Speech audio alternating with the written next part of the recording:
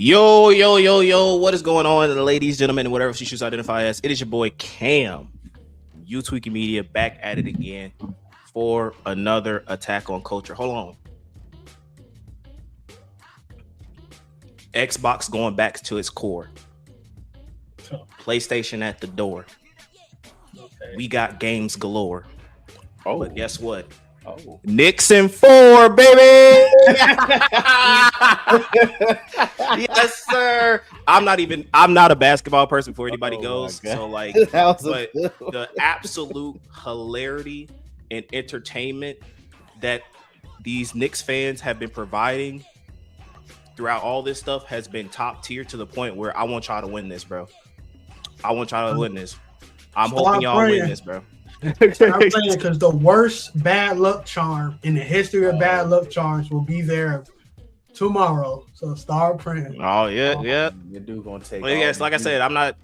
So before anybody goes like, I'm very basketball illiterate. Like I said, I'm allergic to sports, but I like just the thought of the pandemonium and chaos. Either way it goes, New York City's gonna burn, whether they win or lose. But I kind of want to see what happens even more so when they win, like how much the fire is gonna burn.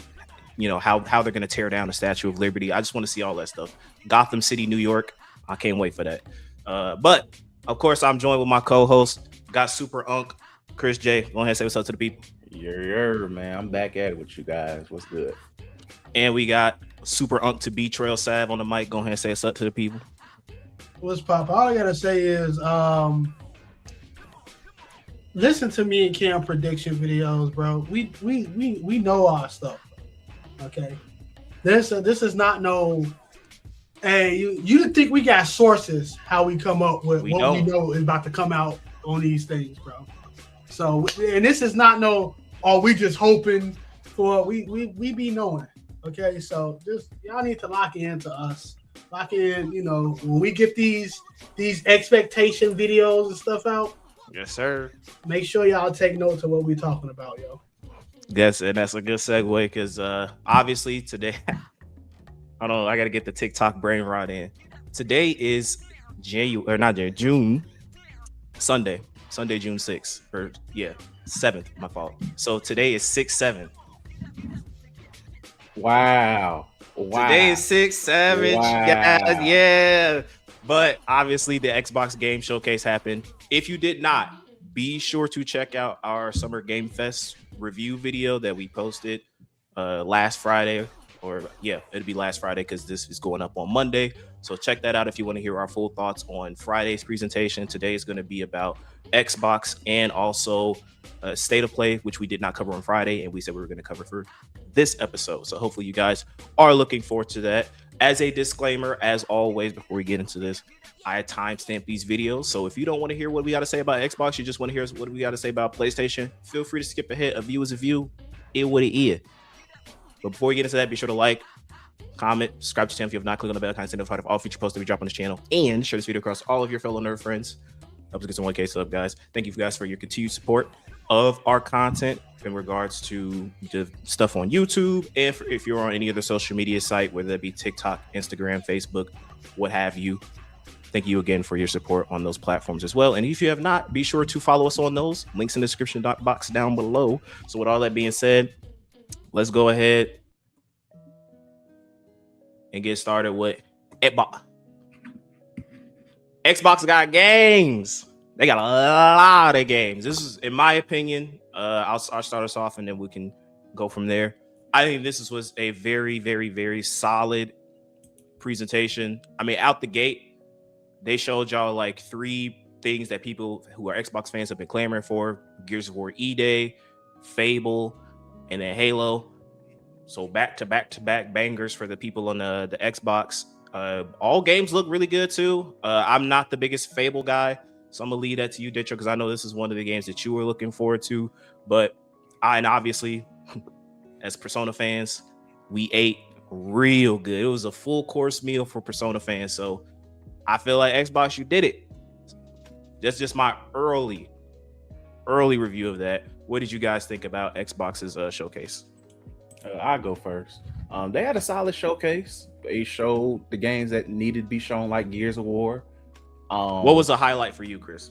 For me, even though I haven't played any of the Persona games since 5 Royal, Persona's still up there because I'm a fan of the series, and one of the greatest artists of our generation, The Weeknd, is a Persona fan.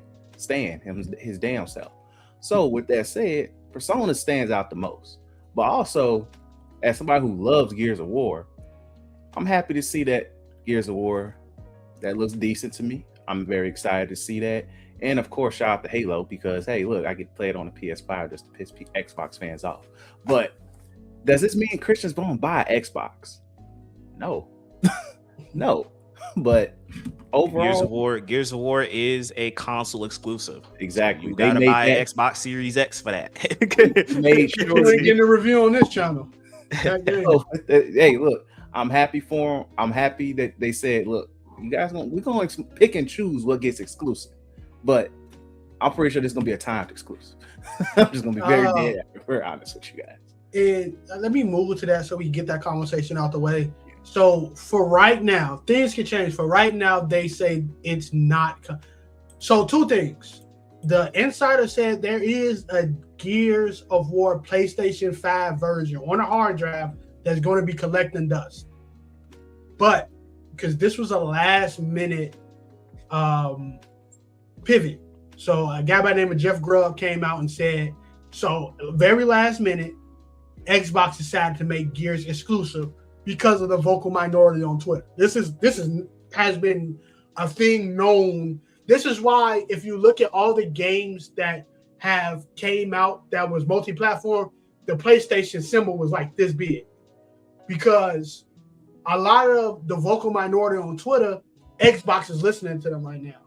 And I'm not trying to get console wars, but the way they getting listened, the people that they listening to are the people that's not going to buy that game. That's what I'm saying. Like, I don't understand. You're shooting yourself in the foot because I mean, I own a Series X that has been collecting dust for like the past 3 years. I can't even remember the last time I turned that thing on. And I probably won't be. I like Gears of War, but like I'm probably not gonna be getting that game. And it's like you're alienating a lot of potential buyers because who knows how many people played it on PlayStation who were like, all right, I'm down for it. Especially after finally playing the series itself on PlayStation, you're missing out on a lot of potential, and also on the PC side as well with people who have PC Game Pass. It's like you're alienating that portion of your fan base, which is a strong portion. It's like I understand you want to at this point though, like you gotta give up when it comes to your hardware. You just gotta give up. There's just no point. So I think Xbox right now. I think Xbox is telling its own fans, "Put your money where your mouth is." But that's impossible when they're conditioned not to buy games. They are conditioned not to buy games because of Game Pass. Game Pass, right? Yeah. They are conditioned to just. And this is the thing: people get Game Pass and what's this called? Unsubscribe after they play the game that they want to play. But with Gears being the game that is only Xbox exclusive plus PC or whatever, with Gears being that game, you really didn't want to exclude that other player base because it's going to die. That multiplayer is going to die. You don't have the player base to keep that multiplayer around, right? And a lot of people love Gears multiplayer and things of that nature. It's going to get a hot shot. It's going to get a lot of people playing it. A lot of people are going to talk about how great it is and things of that nature.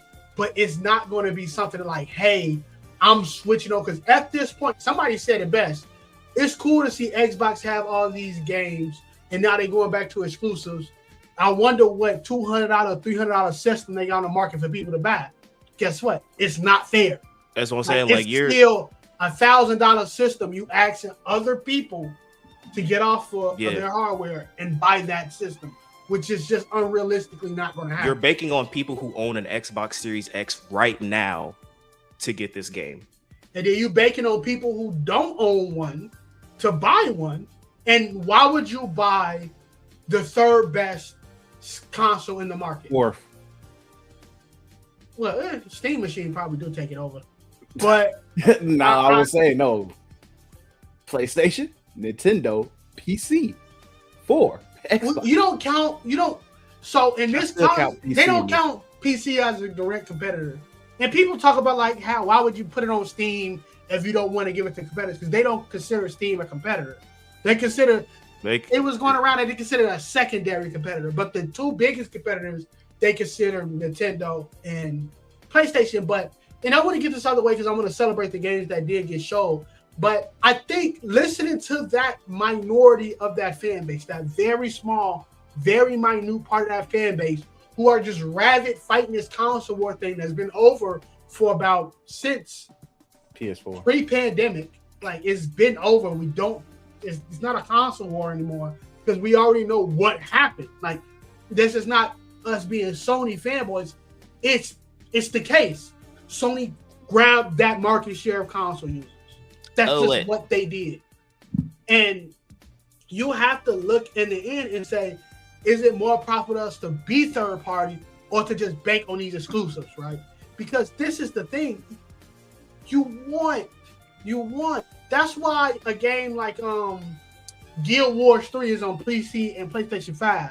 Not because they consider Xbox a bad system, and it might come on Xbox eventually, but it's on PlayStation 5 and PC because that's where all their players are going to be. Mm-hmm. Why focus all your resources on a system when we're only going to get 5% of the players? Well, I can focus on there and get Final Fantasy 14 is on Xbox now. I kid you not. I'm pretty sure that's less than 1% of that base. Most of them are on what?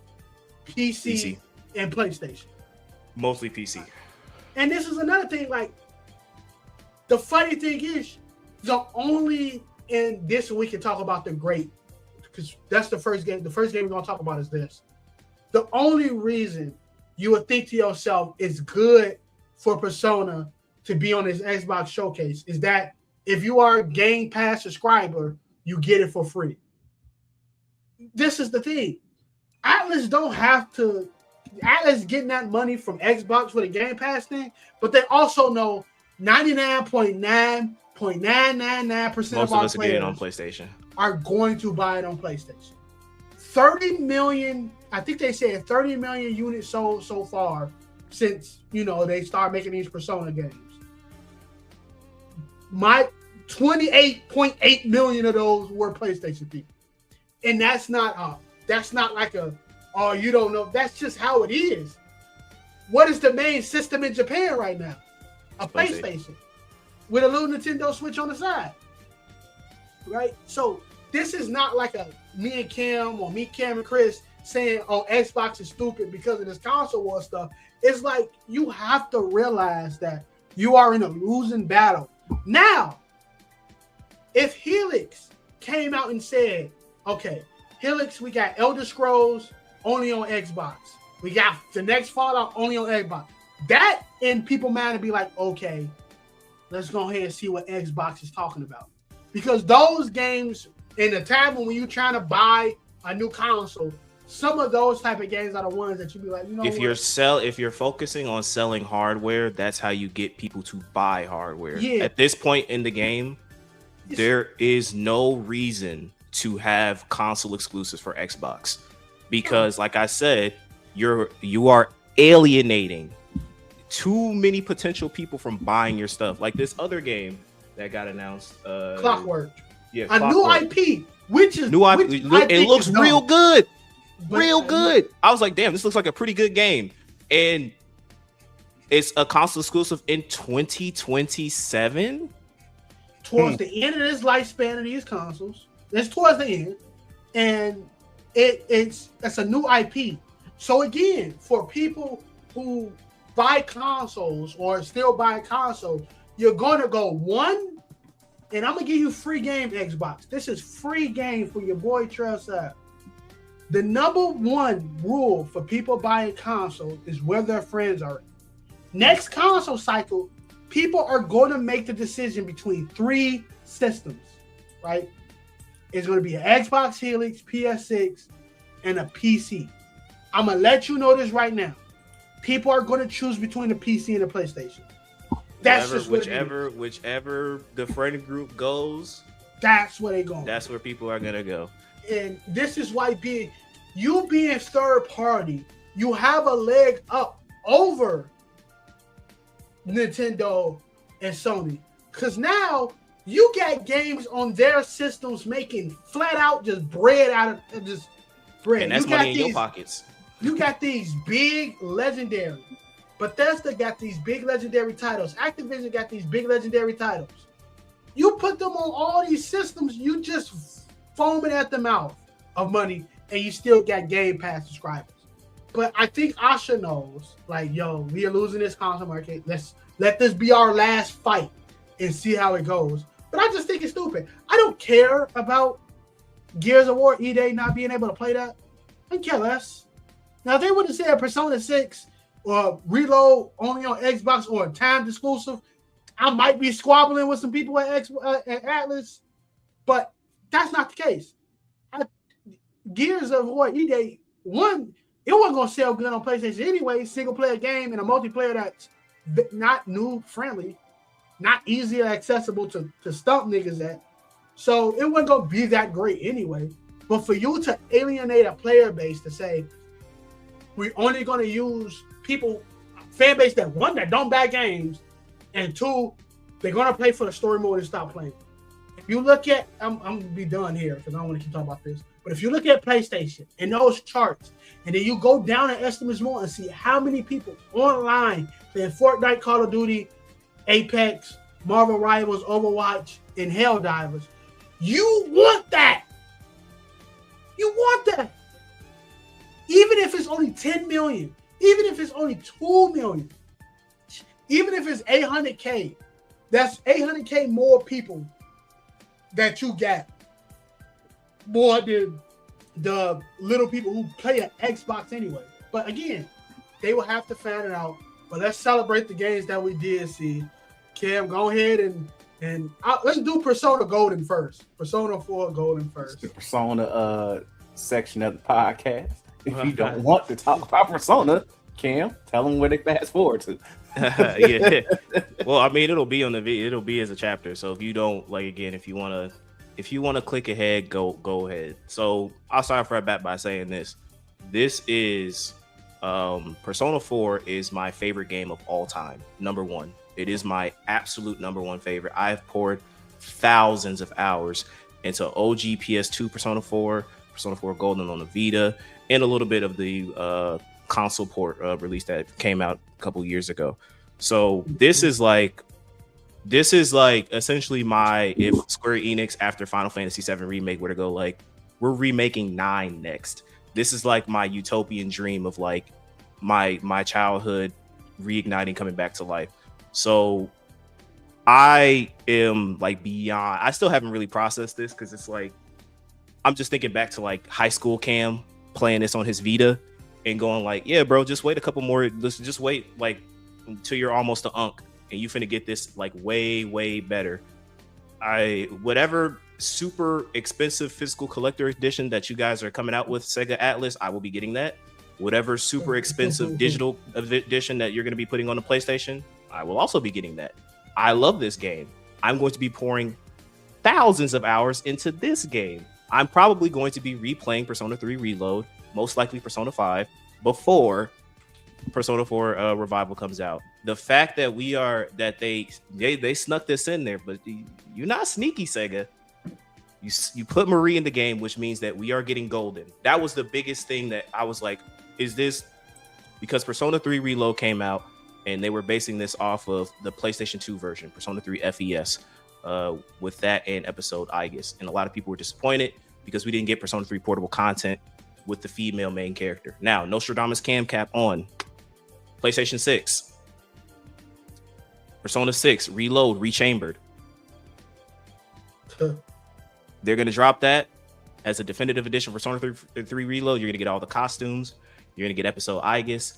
And then they're going to be like female main character. You heard it here first. I don't have no inside sources, but if it happens, you know who it came from. But I am very, very, very much looking forward to this game. I love this game. I do want to address one elephant in the room real quick, and I'm going to go back to GLAZE, and I'm going to pass it off to Detro, probably to GLAZE. there are a lot of people who are concerned with how they are going to tackle some of the dungeons in the game. If you don't know, unfortunately, we have to have this conversation. It's a point in the community for some reason when it comes to more so two particular people, Kanji and Naoto, their dungeons and the representation of what their dungeons are. It's very controversial among the community, but I do think that this stems from one, people having stubborn headcanons and people not understanding what the dungeons are about. People look at Kanji and at a surface level, you go, Kanji's dungeon is about being gay. No. If you understand who Kanji's character is, it's about dealing with toxic masculinity. That's literally his character arc. He comes from a family where his grandma was into knitting and sewing. He enjoyed that, and he got into us, and he's into a society where people are like, "Hey, that sewing shit is gay, bro. Real men don't do that." Does this not remind you of real life with the red pill and these young men that are being influenced into thinking like this is what it's like to be a real man? So Kanji's core character turmoil stemmed from the fact that like he's in a society where the things that he likes doing is not deemed masculine. So his dungeon is a representation of that, because he plays a facade. He dyed his hair blonde. He fights biker gangs. He overcompensates in his ideal of what it means to be a man. And that's what his dungeon represents. It's dealing with that toxic masculinity. It's not about him being gay. If it was, that's perfectly fine. And I have no problem with that. So before you throw the homophobic thing tangent in, it has nothing to do with that. But if you look at Kanji's character, it is about how his identity and what it means to be a man, be doing the stuff he likes to do. Naoto is another one. A lot of people look at Naoto as a surface level of being, oh, it's about Naoto being trans. No. If you look at Naoto's character, she wants to be a detective. Being a detective is a very male-dominated workplace. So her whole arc is that she wants to be taken seriously because she's a young woman trying to be a detective in a male-dominated workplace. So she plays this, again, persona. She puts on a mask. She pretends to be something that she's not, because she wants, it's a defense mechanism against a patriarchal male-dominated workforce. And it also culminates into her social link, where she says at the end, I can be a woman and a detective. Two things can be true. So I think people are going to blow it out of proportion because people are like, oh, it's not controversial, bro. Y'all just don't understand the game. I'm sorry, I got to gatekeep. Y'all don't understand the game. Y'all don't understand these characters, bro. Play the game.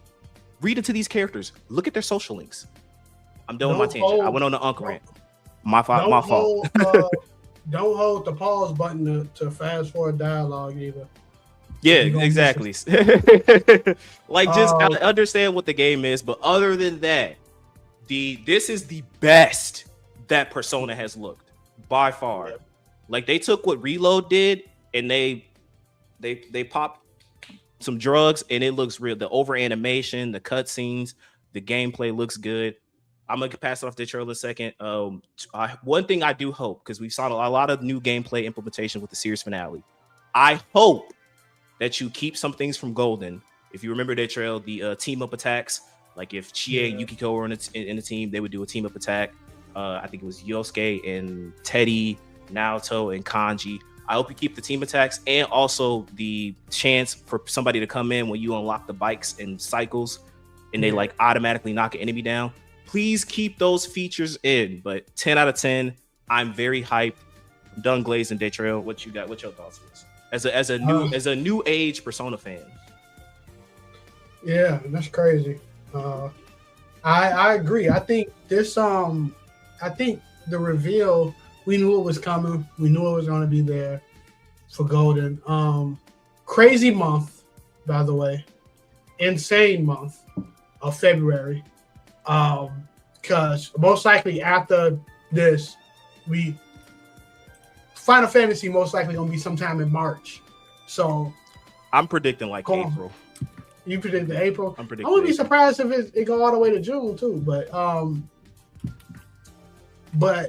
I feel so bad for Fable because this month belongs to Persona, and Fable got delayed because they didn't want to Fable don't want to be against GTA. Nobody wants to be against GTA, but it's going to get delayed. I mean, it's not going to get delayed again, but it got delayed until February. And it's like, look, as great as Fable is, it ain't got nothing on this Japanese stuff right here. And I can't. I was gonna say, like, because I know that you were looking forward to Fable, so you're like, yeah. But I'm not stupid. Like, Hey, I'll play it going. Hey, look, man. Be a slumlord on Fable, or listen to Heaven on repeat 3 million times in that dungeon. Like, which way you going, Western man? I'm going to listen to Heaven. So I'm going to do that. But I only got a few things that I hope. One, I hope they keep the opening. Please keep the opening. I think I don't know if what we perfect. were listening to was the battle theme. Whatever song was playing in the trailer, because that's a new song. I'm assuming that it sounds like the battle theme or one of the new battle themes. I don't know, but I can tell you that it's going to be a new opening. They did it with Persona 3. I trust ATLUS making bomb music, but that golden opening is it's fire, but it's going to be a different one. It's going to be a different one. But this, what else can I say? Like, it's going to be good. It's going to be great. That is one of the more engaging Persona stories throughout the genre. That one is really engaging because off the bat, you got spoilers, you got people hanging off of light poles and stuff like that. So it's really. I think in terms of character dynamics, in my personal opinion, this is the best group. Yeah.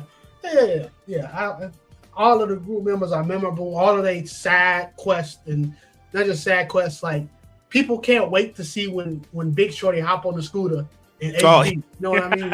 So it's all of this. It's really good. I can't wait, yo. I really can't wait. I was hoping they would have released it towards the end of this year, but 2027 ain't too bad. Early 2027 is not bad.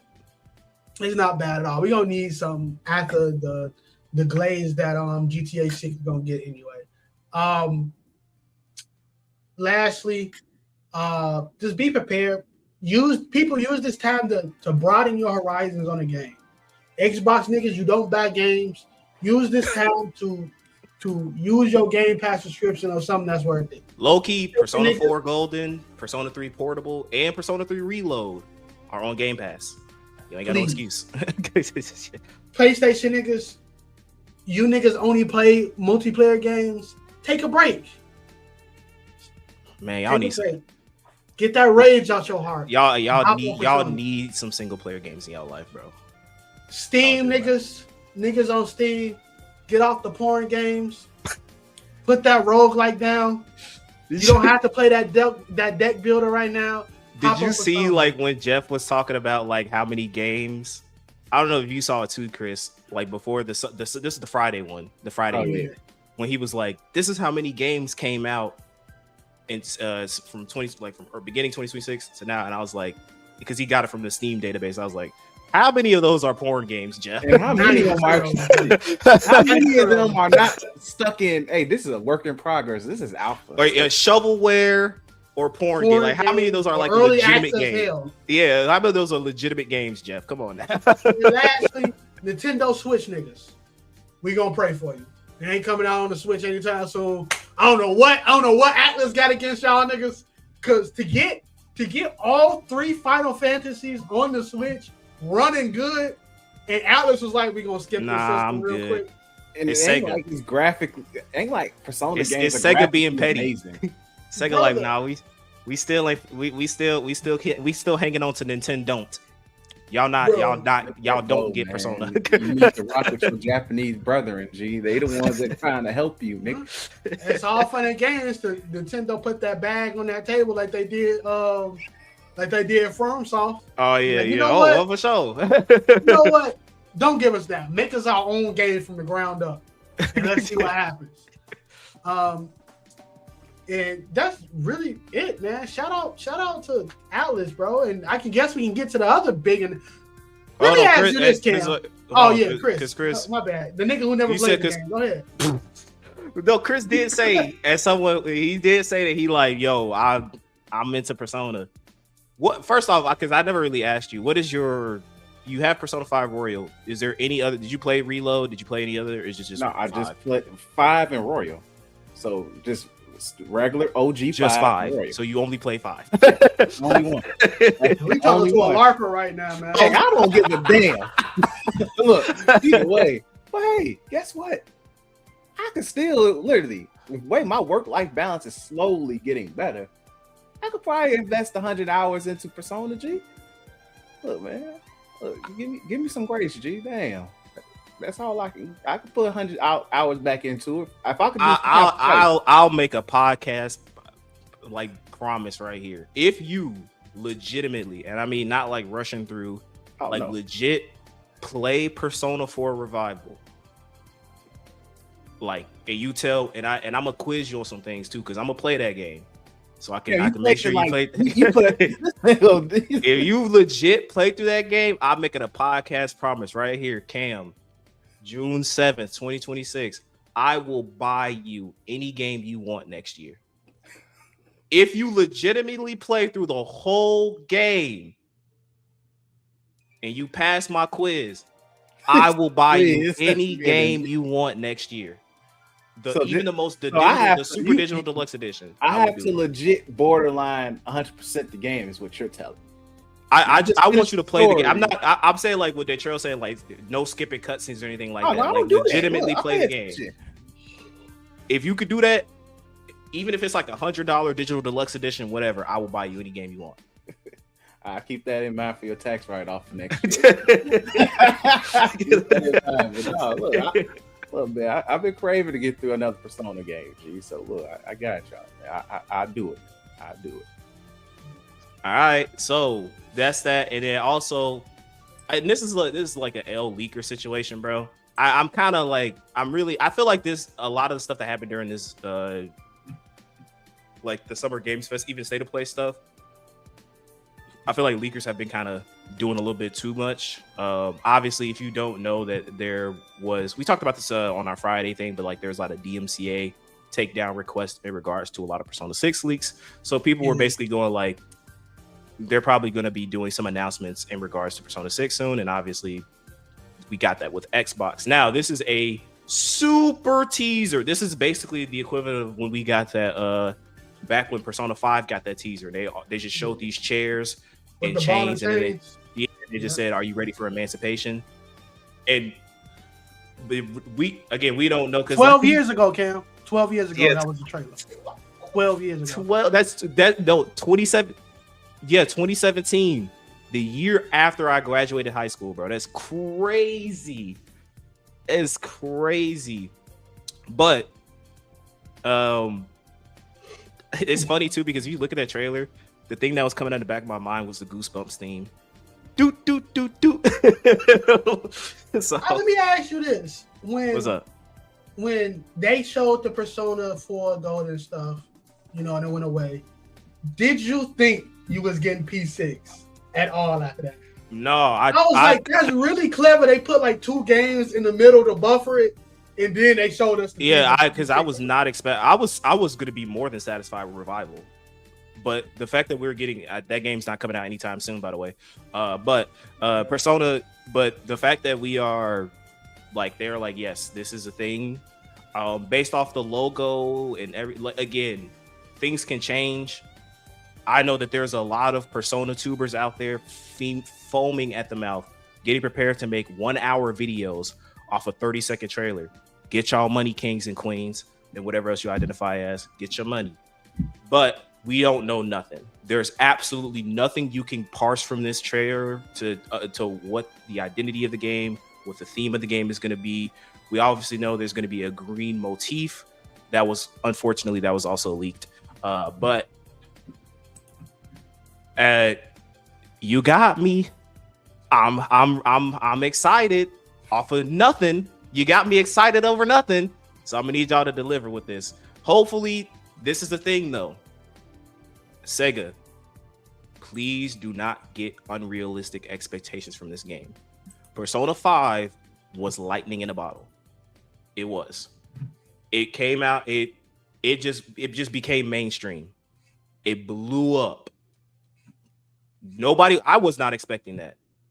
it blew up and they sold a lot. Persona 5 has sold a lot of copies, even Royal. But I just don't want y'all to have unrealistic expectations to where if this game does not perform better than Persona 5, then it's like, oh, we're done with Persona.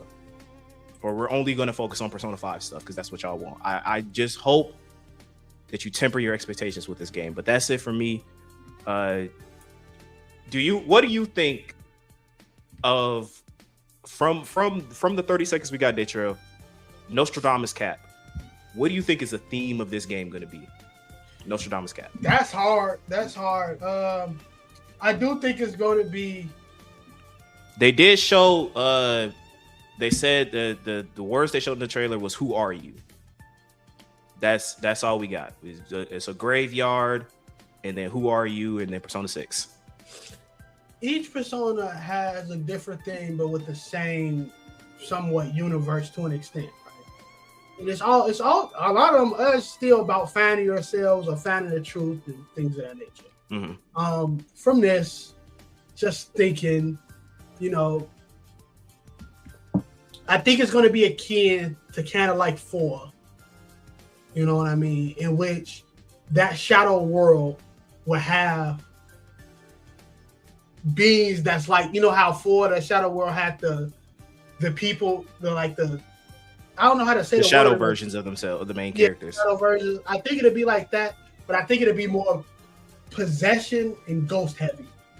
Mainly on possession, because that's a graveyard thing too, not just ghost busting, but if you want to think about, Persona dealing with demons and arcanas and stuff like that, you kind of got to think about possession too. And the government might be possessed, characters might be possessed. Oh, so it's like the question of who are you? Are you your real self or your shadow self? Are you? And then the Persona cast is I'm both. Yeah. Because that's the whole thing. You're two halves of. You low-key kind of cook with that, Datro. Hello. It's gonna be hour-long videos that are not gonna come up with that. Nah, but that's just what I'm thinking. We could be wrong. That joke could be a joy. Because if you look at Metaphor ReFantazio and think like, what are we gonna get from this game? And that is pure super duper. You need a APA in world history, psychological, sociological. Political. I gotta run through that game again, by the way. That's not a game you can play once and be like, I understand what I was playing. It's a lot that goes on in there. But Chris, what you think, my boy? Wrap this up. Look, man, I'm just excited, man. That's all I got. Nostradamus Cap, Chris. Based off the teaser, what do you think the game's going to be about? Look, as someone who's new to is very, very casual to the series, what do you think? What do you think about that? Look, man. It took me a minute to even process the theme for 4. So with that all said, I don't know.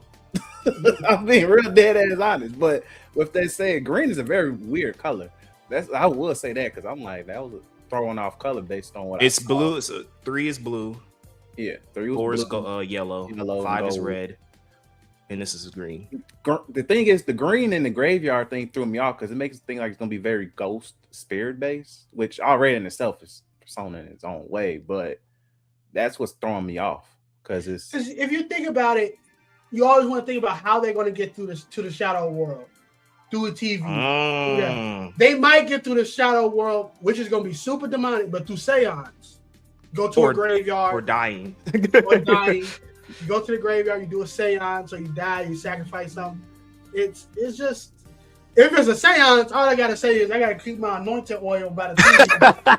That's what's throwing me off. Low-key, like I'm also wondering what the Velvet Room is gonna be like, because 3 was an elevator, 4 was a limousine, 5 was a jail, and 5X is also a limousine or some type of, I think it's like a underground railroad or something like that. I forgot. And then so I'm wondering what X. Harriet Tubman gonna be in Persona 5X? No, Persona 5X. It's like because it's like the Sea of Souls. Oh, so it's like it's a Sea of Souls, and then you're in a train. Tell me keep that thing on it. That's like the keep that thing. I mean, the Persona 5 introduce like historical figures as personas. Harriet Tubman could be his persona. That go kind of crazy, bro. Hey, look, y'all already got Tupac and what you call it, man. Well, you think red pill niggas gonna be mad at seeing black women? Let them put big tubs up in there, bro. They don't know what to do. I mean, they got Egyptian gods and stuff in that game, but I'm very curious what Igor is going to be doing. Funeral parlor, because you think about it, graveyard, funeral parlor, crematorium. Shoot, it could. You burn in personas, and then from the ashes, a new one comes out. Oh, that'd be kind of cold. That'd be kind of fire. Hey, Atlas, hire us, because I know y'all listening to this, because y'all probably haven't even really started development on this game yet, so y'all really don't have anything set in stone. You can hire us, bro. I'm telling you, I'm gonna help you. I would like an autopsy room. Like you think of autopsy, you think about it. You fuse the persona, and just like in the autopsy room, after you fuse it, you pull the drawer back. And it pops out the body bag. Oh yeah, yeah. Or you get real gory with it when you're performing an autopsy. You cut through the middle of the cadaver as you open it up. All right, persona. Yeah, G, this is getting a little. I've been watching too much Pit. Watch too much of the Pit. Go a little. I just thought about, that's not even a Pit. You probably put that on Bones or something like that. You know what I mean? You can tell a lot of people know about the Bones. Is there anything else we want to talk about from Xbox? Chris, is there anything else you want to highlight? Chris, you ain't happy about Crazy Taxi? Spyro? I didn't really care for Spyro back in the PS1 era. Crazy Taxi was cool with the limited Dreamcast library I had. So I didn't love Crazy Taxi, but it was cool for the time. I think Max made a funny thing because he was saying I also watched a little bit of Max's stream when he was covering this. But he was saying that like he feels like the plot of Crazy Taxi is going to be taxi drivers versus Uber drivers. I might be sold. That'd be fire. You might tell me on that. Actually, look, if that was the premise, I wouldn't be mad. But be prepared. I want niggas to keep that energy the same. It's already confirmed Crazy Taxi has generative AI in it. Keep the energy the same, niggas. Keep the energy the same. I don't care how much of a story franchise it is. Keep the energy the same hate y'all had against Expedition 33. I want y'all to reignite that. Get your pitchforks out. But other than that, we'll go ahead. You got to what are you surprised we didn't get? That didn't get announced from Xbox. Period. That we didn't get. Period.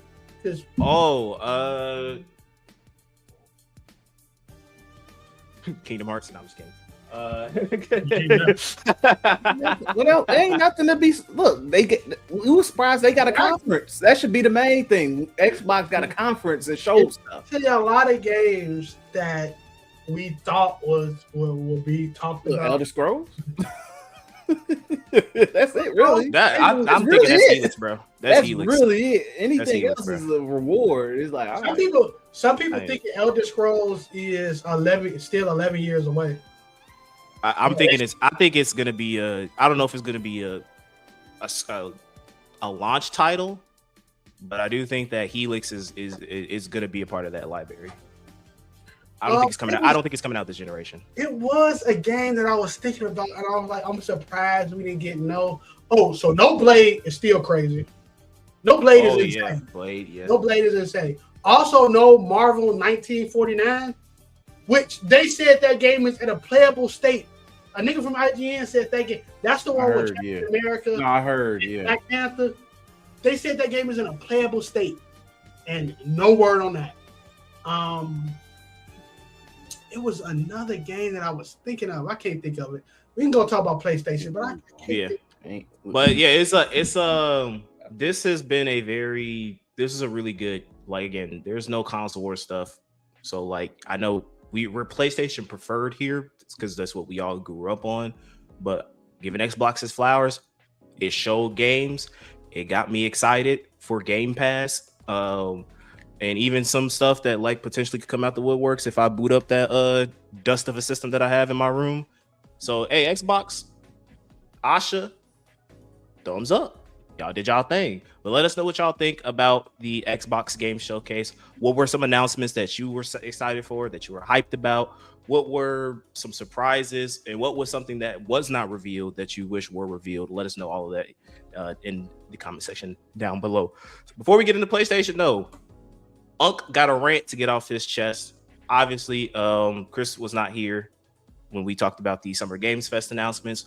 One of the games that we got a little extended look on was Stranger Than Heaven, and me and Detroit talked a little bit about this during our segment. And Tupac was revealed to be in the game. Chris has some words about that, so let us know how you feeling about that.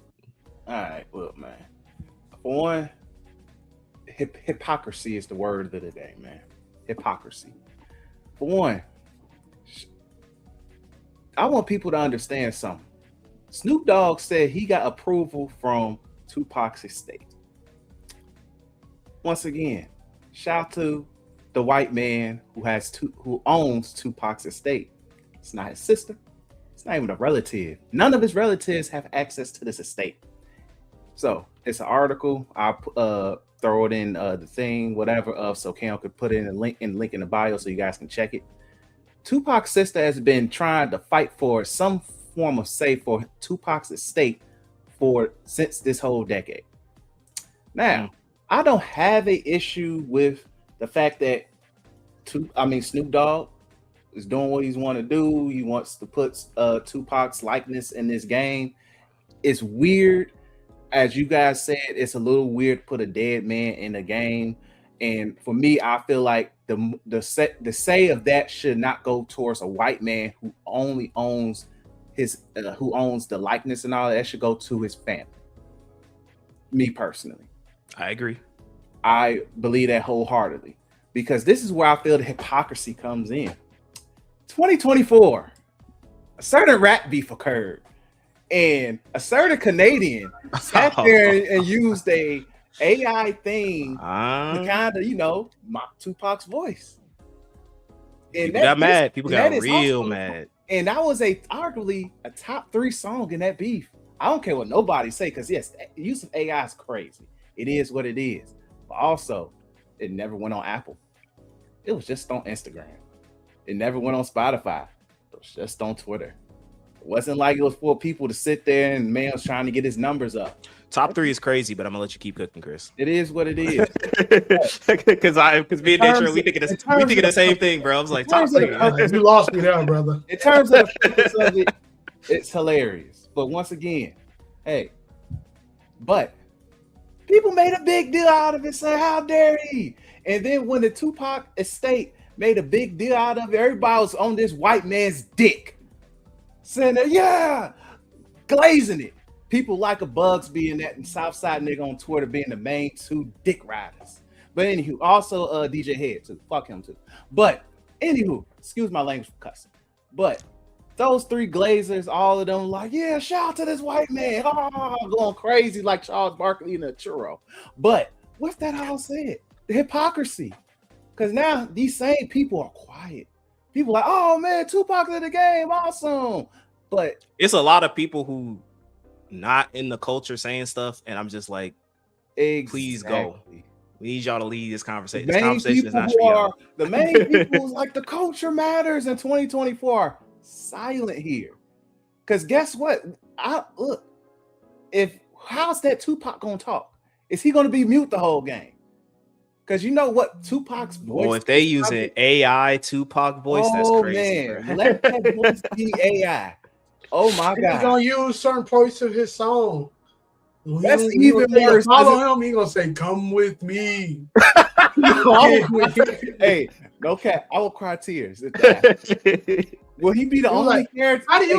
How do you get your health up? You gonna say Black of the Berry? Hey, you know what? He's just gonna be crazy.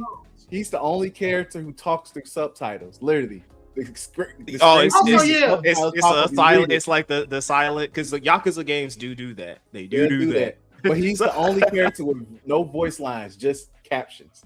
His mouth moves captions because they know full well. But God forbid they use an AI voice to do his voice. all I see is the hypocrisy when it comes to that. And overall, I'm not cool with a white man holding the power of one of the more powerful black voices ever. So that's just my personal thing with it. It's the hypocrisy of it. But once again, Snoop Dogg, as much as we love him, everybody loves Snoop Dogg, and he's my man's too. But hey, look, man. You was in the White House too with Trump shucking and jiving too. So you'll use Snoop. Maga dog. You stripping back any means and having access to this stuff looks a little shady to me, man. That's it. How do you think? Like I said before, because after that announcement, he announced Death Row Games. How do you think that they're using this as a backdoor pilot for like a Def Jam type game, like a spiritual successor or something like that, like to see if they can like do something like having that, like, oh, we got Snoop Dogg, we got Biggie, we got all these people in this like Def Jam type game. I'm gonna be honest, in that type of situation, having once again dead rappers and you beat the daylights out of them to death, because once again, Def Jam, if anybody remember, actually, I'm not talking about Icon, because Icon sucks, but I'm talking about Fight for New York. You borderline beating people to death. So beating Biggie to death is insane. Beating Tupac to death is insane. Beating up other rappers that are passed away to death is insane. When you think about it, overall, I wouldn't be mad if down the line we will ever get a form of a Def Jam Fight for New York again. I would like that, but also I'm one of those people that is But be respectable in regards to who's on there. Don't sit there and be like, oh, I want Juice WRLD on here. Juice WRLD has passed. What's his name? Extinction folks, gone. Keep the dead rappers off there. Simple as that. That's all I believe when it comes to that. But once again, I'm one of those people that like, look, if you want to play Def Jam so much, get an emulator and play it on there. I don't know how you would play Def Jam. Oh, allegedly. Yeah. I don't know how you would play Def Jam. Or even better, you know what? Get an Xbox Series S. You know, that's an S, not an X. Get an Xbox there Series you go. S. And then go to the Microsoft store and buy Def Jam. There you go and buy it. Or if you like, no, I'm never going to buy a Microsoft console. Okay, even better. Find a PS3 or PS2. Go to a retro store. Pay for it. There you go. That's how you officially get Def Jam Fight for You. You heard it first. So we do not know any alleged means to obtaining that software. We only support official stuff on this channel. And with all that being said, let's move on to the state of play. So we were real games. Depending on like what was announced, we were gonna record last Tuesday, like our fresh thoughts. But while it was good, before anybody comes at us, it was good, but it wasn't like I ain't gonna do an episode like that. So we saved it for Sunday. So I'm gonna let Detro, I'm gonna let you lead us off. Yeah, I'm calling you out. What are, I guess we could start off with, how did you feel overall about the state of play, and then what was a highlight for you?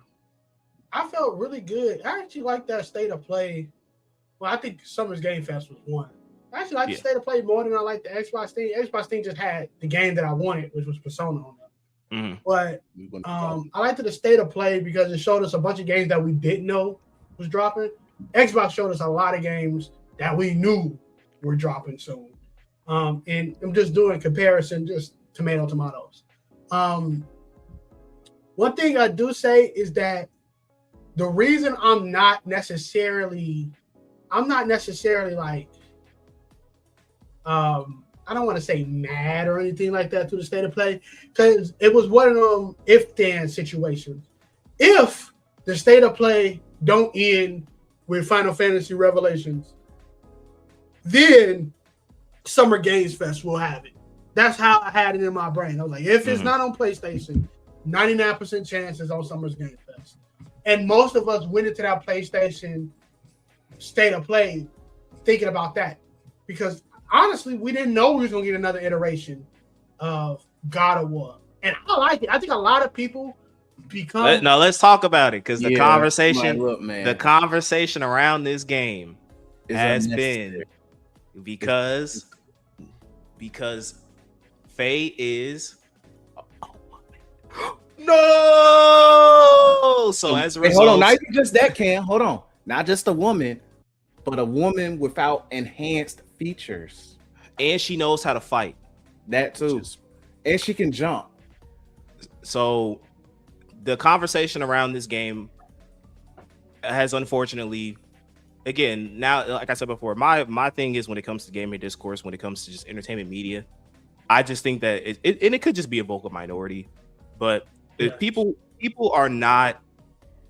don't want to play games. They want to be mad about games. That's it. Mad about me. They want to be mad about media as a whole. They don't want to enjoy things. So when something like this comes out, because people are saying like, why Faye? Why Faye? When it's like, and it's like, this is how I know y'all are LARPers.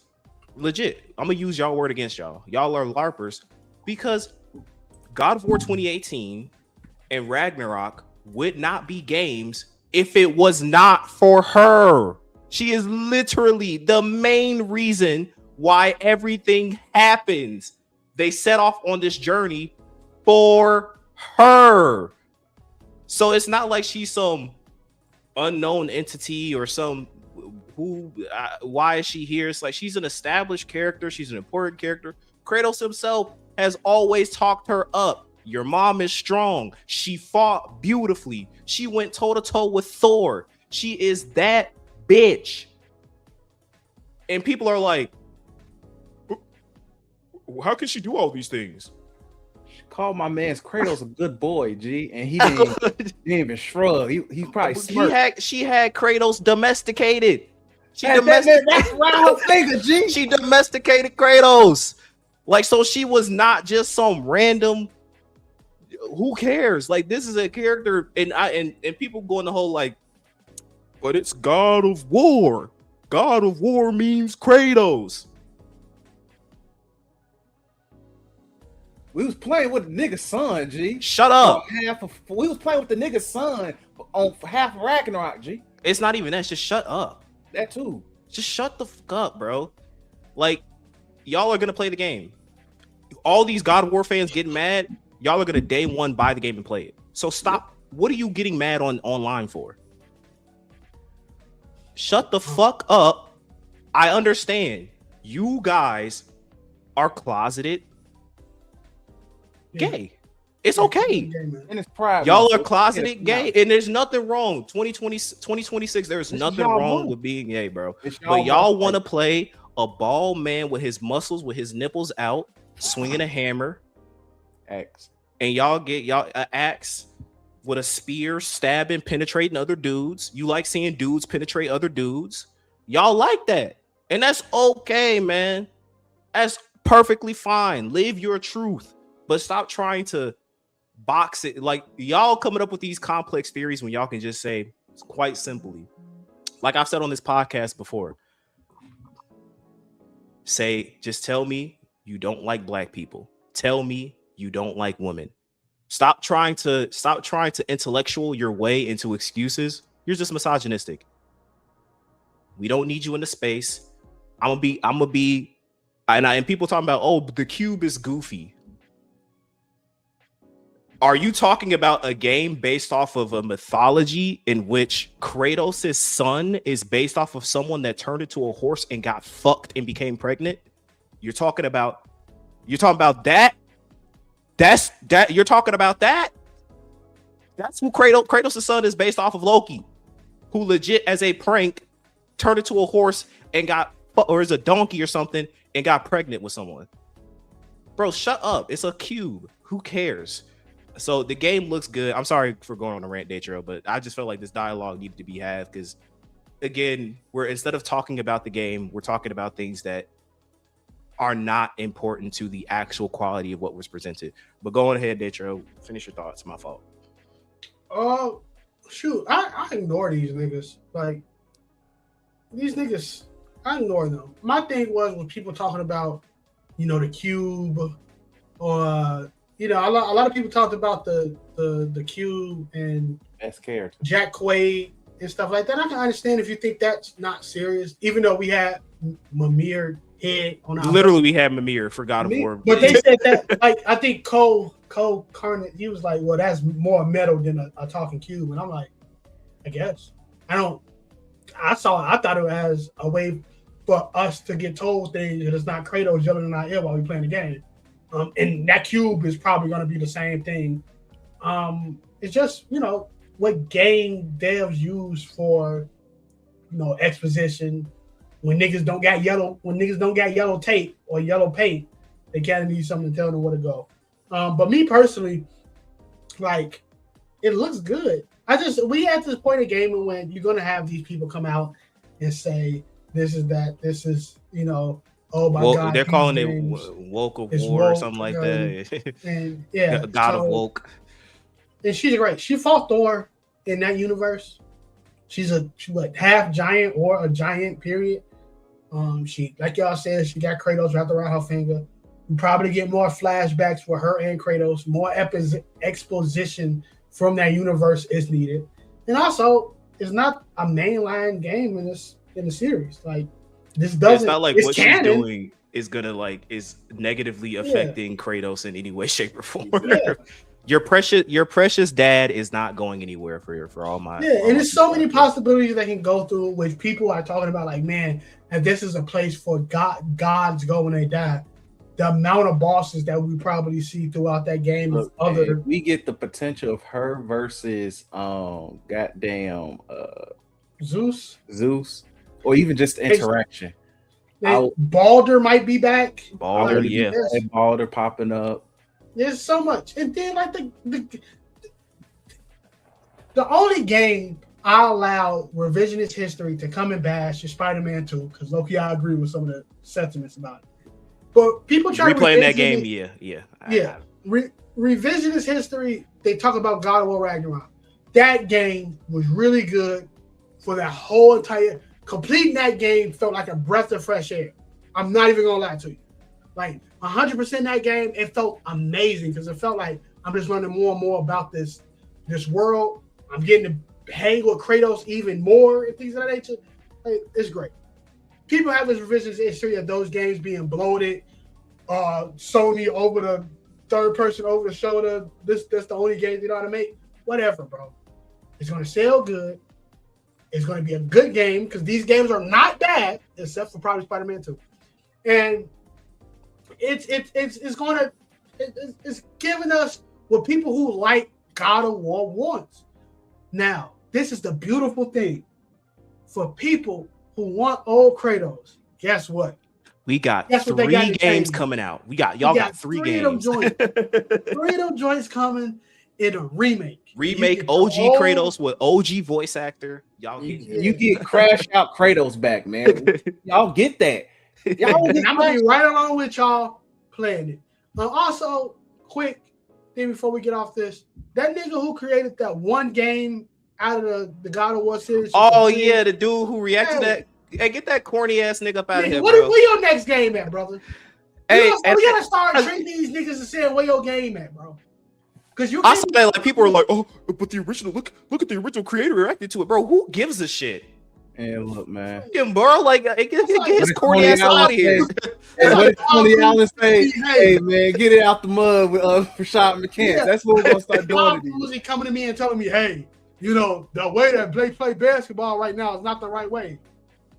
Nigga, I don't care what you talking about. You Bob Cousy, nigga. You ain't even supposed to be alive. The Warriors, the Warriors can't win a finals with just jump shots. Yeah. My face. But I guess we'll move to more things I like. I liked the show. It was a really good showcase. Showed us a lot of games. Another thing that I don't understand, people said, well, that Wolverine trailer was underwhelming. What? Thank you. Can I ISO this? Can I please ISO this? Please let me ISO this once again. I'm sorry, but because look, I'm sick of these niggas. Once again, I'm sick of the haters. Look at my subtitle. I'm sick of them because literally at this point, y'all the same niggas that say ain't nothing to come out and play. Y'all waiting for GTA 6 that goddamn badly, G. It's games to play, and you ungrateful. Niggas was out here saying, bro, Wolverine is just what Wolverine looks underwhelming. Gee, what do you want a Wolverine game to be? You getting gore, blood, the man health regenerates, and you get to literally smoke niggas. What did you want? You want the nigga to web sling? You want same niggas, by the way, that wrote this game. Chris, remember, this is the same nigga when that big leak happened in Insomnia, and people saw the super pre-alpha footage, and it's like, this game sucks. It looks terrible. Y'all was judging, and then literally, what did you want a Wolverine game to be? This is literally, arguably, you niggas are getting Crash Out Kratos in Wolverine form. You're getting superhero Kratos. Difference is he regenerates. What did you guys want? This is what a Wolverine game would look like. Is it because niggas say, oh, they needed to add the X-Men? Why? Games called Wolverine. Where's the X-Men? Okay, you get Jean Grey. That's not Jean Grey. Yes. Nah, people don't like that because remember, it was leaked that Jean Grey is going to be playable, and people were mad about that. Once again, you niggas are some of the most weirdest niggas ever, G. I don't get it, bro. What do you guys want? You guys are saying, oh my God, we can't goddamn wait to see the Wolverine game and all of that. Because, oh man, Spider-Man just isn't what it is. So hopefully they can do something else. You get something somewhat fresh, a more straightforward linear adventure here, because that's the most you can do with a Wolverine game is be linear. And either you go hack and slash and kill folks with some stuff mixed in. But what do you guys want it to be? Because that means either A, you don't even know who Wolverine is as a character. You don't read the comics. You don't watch even a movie somewhat. Because even if you watch Logan or even the trash ass Wolverine movies, you'll have some sense of idea who hell Logan is. So or you're a LARPer. You just want to be mad. You just want to be mad. I'm really sick of it. Niggas, it's the same niggas saying ain't no games to play in 2026. Nigga, you're the problem on PlayStation. You're the top 5. You play multiplayer games, so I understand. You're mad. You're mad that probably you can't get into an online server and sit there and play with other fucking Wolverines and different and claw each other to death. Is that the issue? Is that what you wanted? Because it's sickening at this point. What do you guys want? Because that's the issue. You guys don't play nothing else. At least I could talk. At least with me, I play games when I want to play them. I have to when I have time. I don't play ball and gun games because I love myself. As pretty much the OG here who has played everything and still loves sports games, and also EA Sports. I see what you're trying to do with Madden and the college football game. God bless, because when those Zen start working on there, God bless that community. It can work. But still, what do you guys want? You want green bars on Wolverine too? Y'all want green beams on Wolverine? They want a battle pass. They want a season pass. They want to drop in. They want microtransactions. Y'all want to sit there and play with y'all want to see goddamn Professor X running around with Wolverine claws or something? What do y'all want, man? Tell me. That's coming to Fortnite. What would make you niggas happy for a video game, G? What is the perfect video game for you niggas that only play multiplayer games? That's it. What is y'all? What's the perfect single player game? That's a good conversation. I ask you niggas, what's the game for people who only play multiplayer games? That's all you do. If there was a chance for you to make the perfect single player game, like what would you want? Like no Joe, this is they already dropped. I mean, it's a most casuals that play multiplayer games. If it is a single player game, they're going to play throughout this generation. Back in the day, it was kind of different, but throughout this generation, there's 2 GTA. Those like GTA/Cyberpunk. Those are the only games in which Cyberpunk was. Then you will throw occasional they probably want to play Pokemon because of nostalgia. They probably want to play Mario Kart because of nostalgia if they bought a Switch and stuff like that. That's really it, though. Like, most gamers are on these third parties. This is why I'm just confused. Because I don't even care about that. I don't care about that. Like, I care about the people who say things and the words have meaning and they words not making sense. How can you say a trailer is not impactful when you don't know what you're getting? Like, you don't know what you would expect. If you say this is another third party, third person over the shoulder PlayStation game. Okay, if you have seen 5 PlayStation games like that so far, why do you think successful? There has yet to be a non-successful made by the same company that made Spider-Man. like probably Concord was their last like true failure coming out of a PlayStation studio, right? But then again, there's live service stuff kind of dying. Yeah.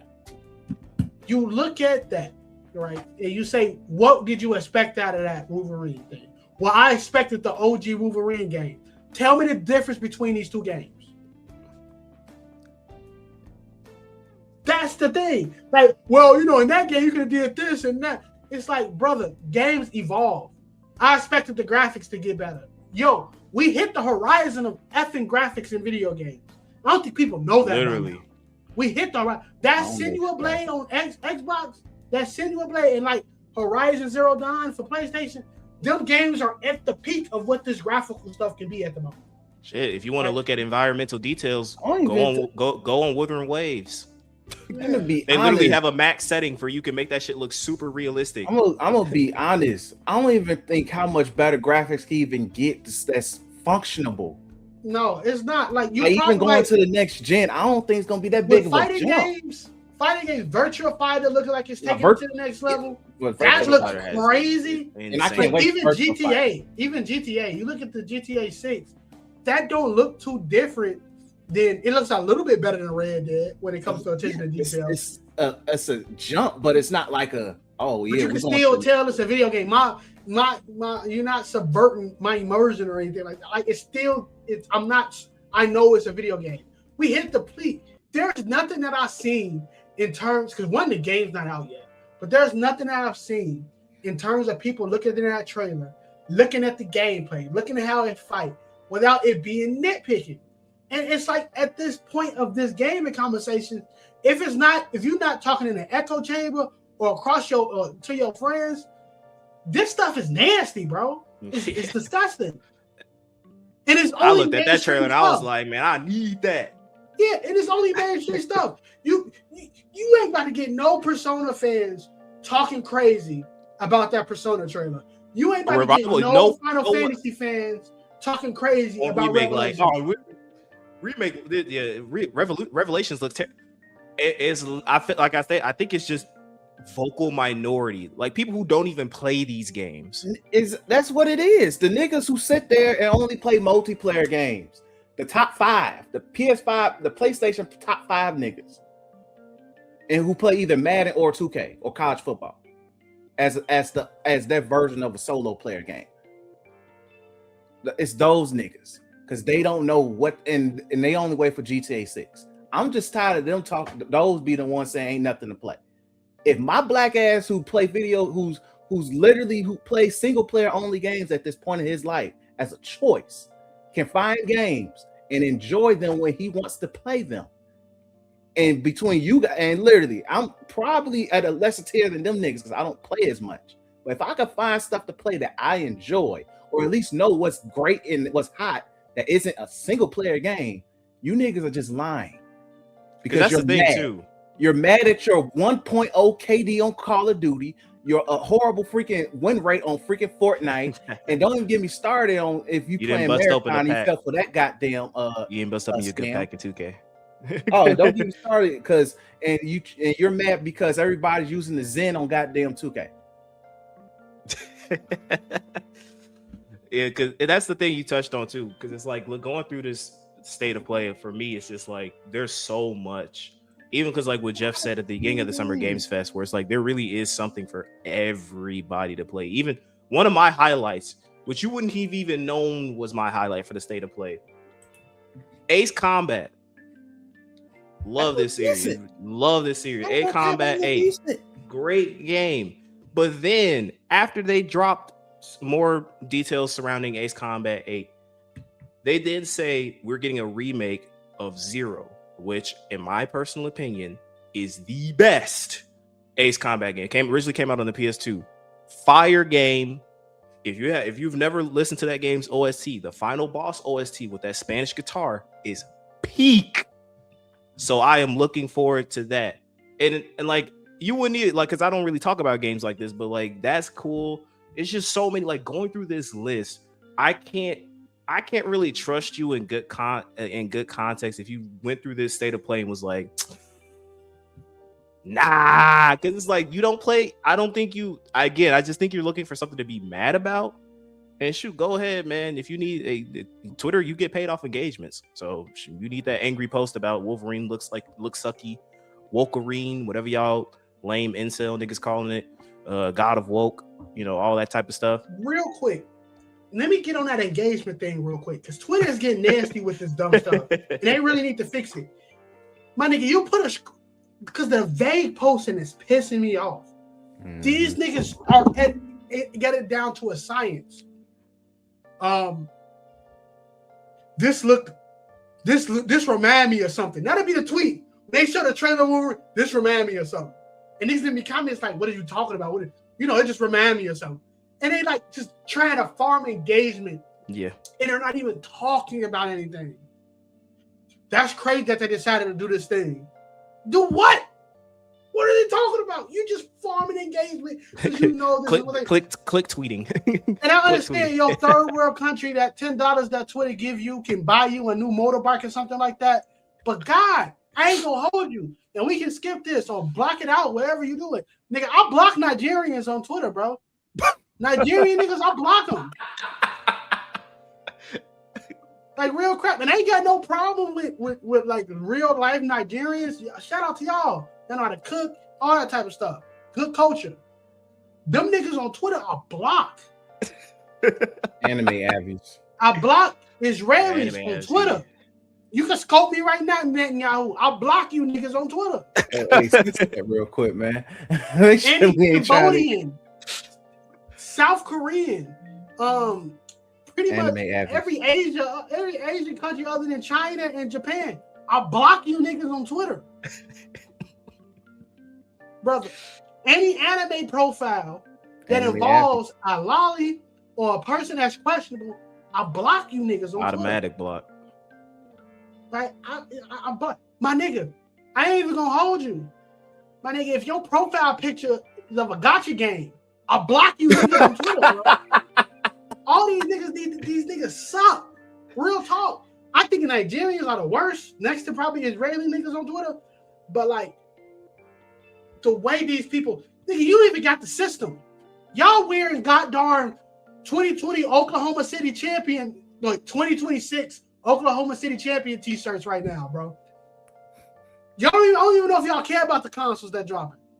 My nigga, your console probably even read your lock. You probably can't even buy the game. Why are we talking about this, bro? I got niggas in country that's occupied by dictators goddamn telling me like, hey, this is not a game that you should buy. Who are, brother? You can't speak out against your government. I can't stand these niggas on Twitter, bro. I really can't. Well, Twitter, like I said, Blue Sky feel like you walk into a has-been hotel convention. I don't even want to talk about that goddamn. Look, man, that app that got corrupted. No purpose, G. It got corrupted. It was good for like a month. Yeah. Now, I ain't even gonna say what it was on that. TikTok again, weird, just weird people. TikTok. One thing about TikTok, people get stuck taken out of context, and then on Facebook, you talking to an AI chat box. So there's no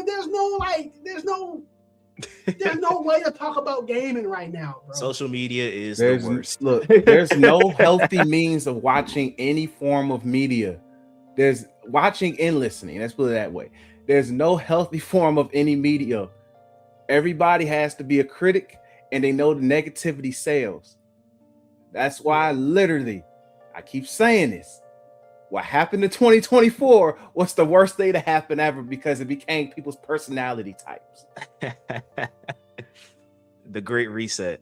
But I mean, the worst reset. Shit. Yeah. But like I said, again, like Dynasty Warriors, and that looked good. Tokan, I might actually cop that. Onimusha getting a demo. I will say this is like the only thing that I'm gonna give you a slight L on Sony was Phantom Blade Zero. Like you basically showing Phantom Blade Zero and saying like, yeah, we got it's gonna be later. We gonna show you some stuff later. When at this point, honestly, you could, in my opinion, you should have came out like release date. The release date is October 29th. But you should have came out and been like trailer available, right? Like just like what Onimusha did, Phantom Blade Zero demo now available. That would have been fire for Phantom Blade Zero. But is there anything else that y'all want to talk about before we wrap things up and move on to our last thing? I do want to talk about Resident Evil, man. Look, this and once again, this is from the game. Also, screw both of you guys because y'all didn't even tag me saying, "Hey, this got announced," because I was working at the time, so I couldn't really pay attention. Y'all niggas, because you unk. I don't give a damn. Y'all supposed to be like, "Hey, look." Telling you about the game is like sending a message to Perry Pigeon, bro. Hey, look, man, come on. But either way, hey, once again, I'm glad they finally doing the Code Veronica remake. But because that's to me the most underrated game in the series. I played it on Dreamcast through alleged means one time, and it was very good. But also, I do need them to keep some of the comedy, even though some of that comedy will lead to them being canceled. But it is what it is. If a certain character gets called something out of that is very not that people of this month would not be proud of. But hey, that's crazy. But that's crazy. With that all said, I'm happy for it. Mugs who are Claire Redfield stands, y'all get to have y'all game where she's pretty much the star in. And on top of it, look, it's a Wesker highlight tape, and Wesker hasn't been really seen in none since the remakes have been occurred. And Wesker is my nigga, so I can't wait to see my nigga Wesker do real nigga things. But that looks really raw. I can't wait to see that, even though we just got a teaser. But I'm still looking forward to it. Capcom. Stop teasing me. Stop edging me. Just drop 5 already, please. That too. Look, man, that 5 remake gonna be freaking legendary. That's all I know.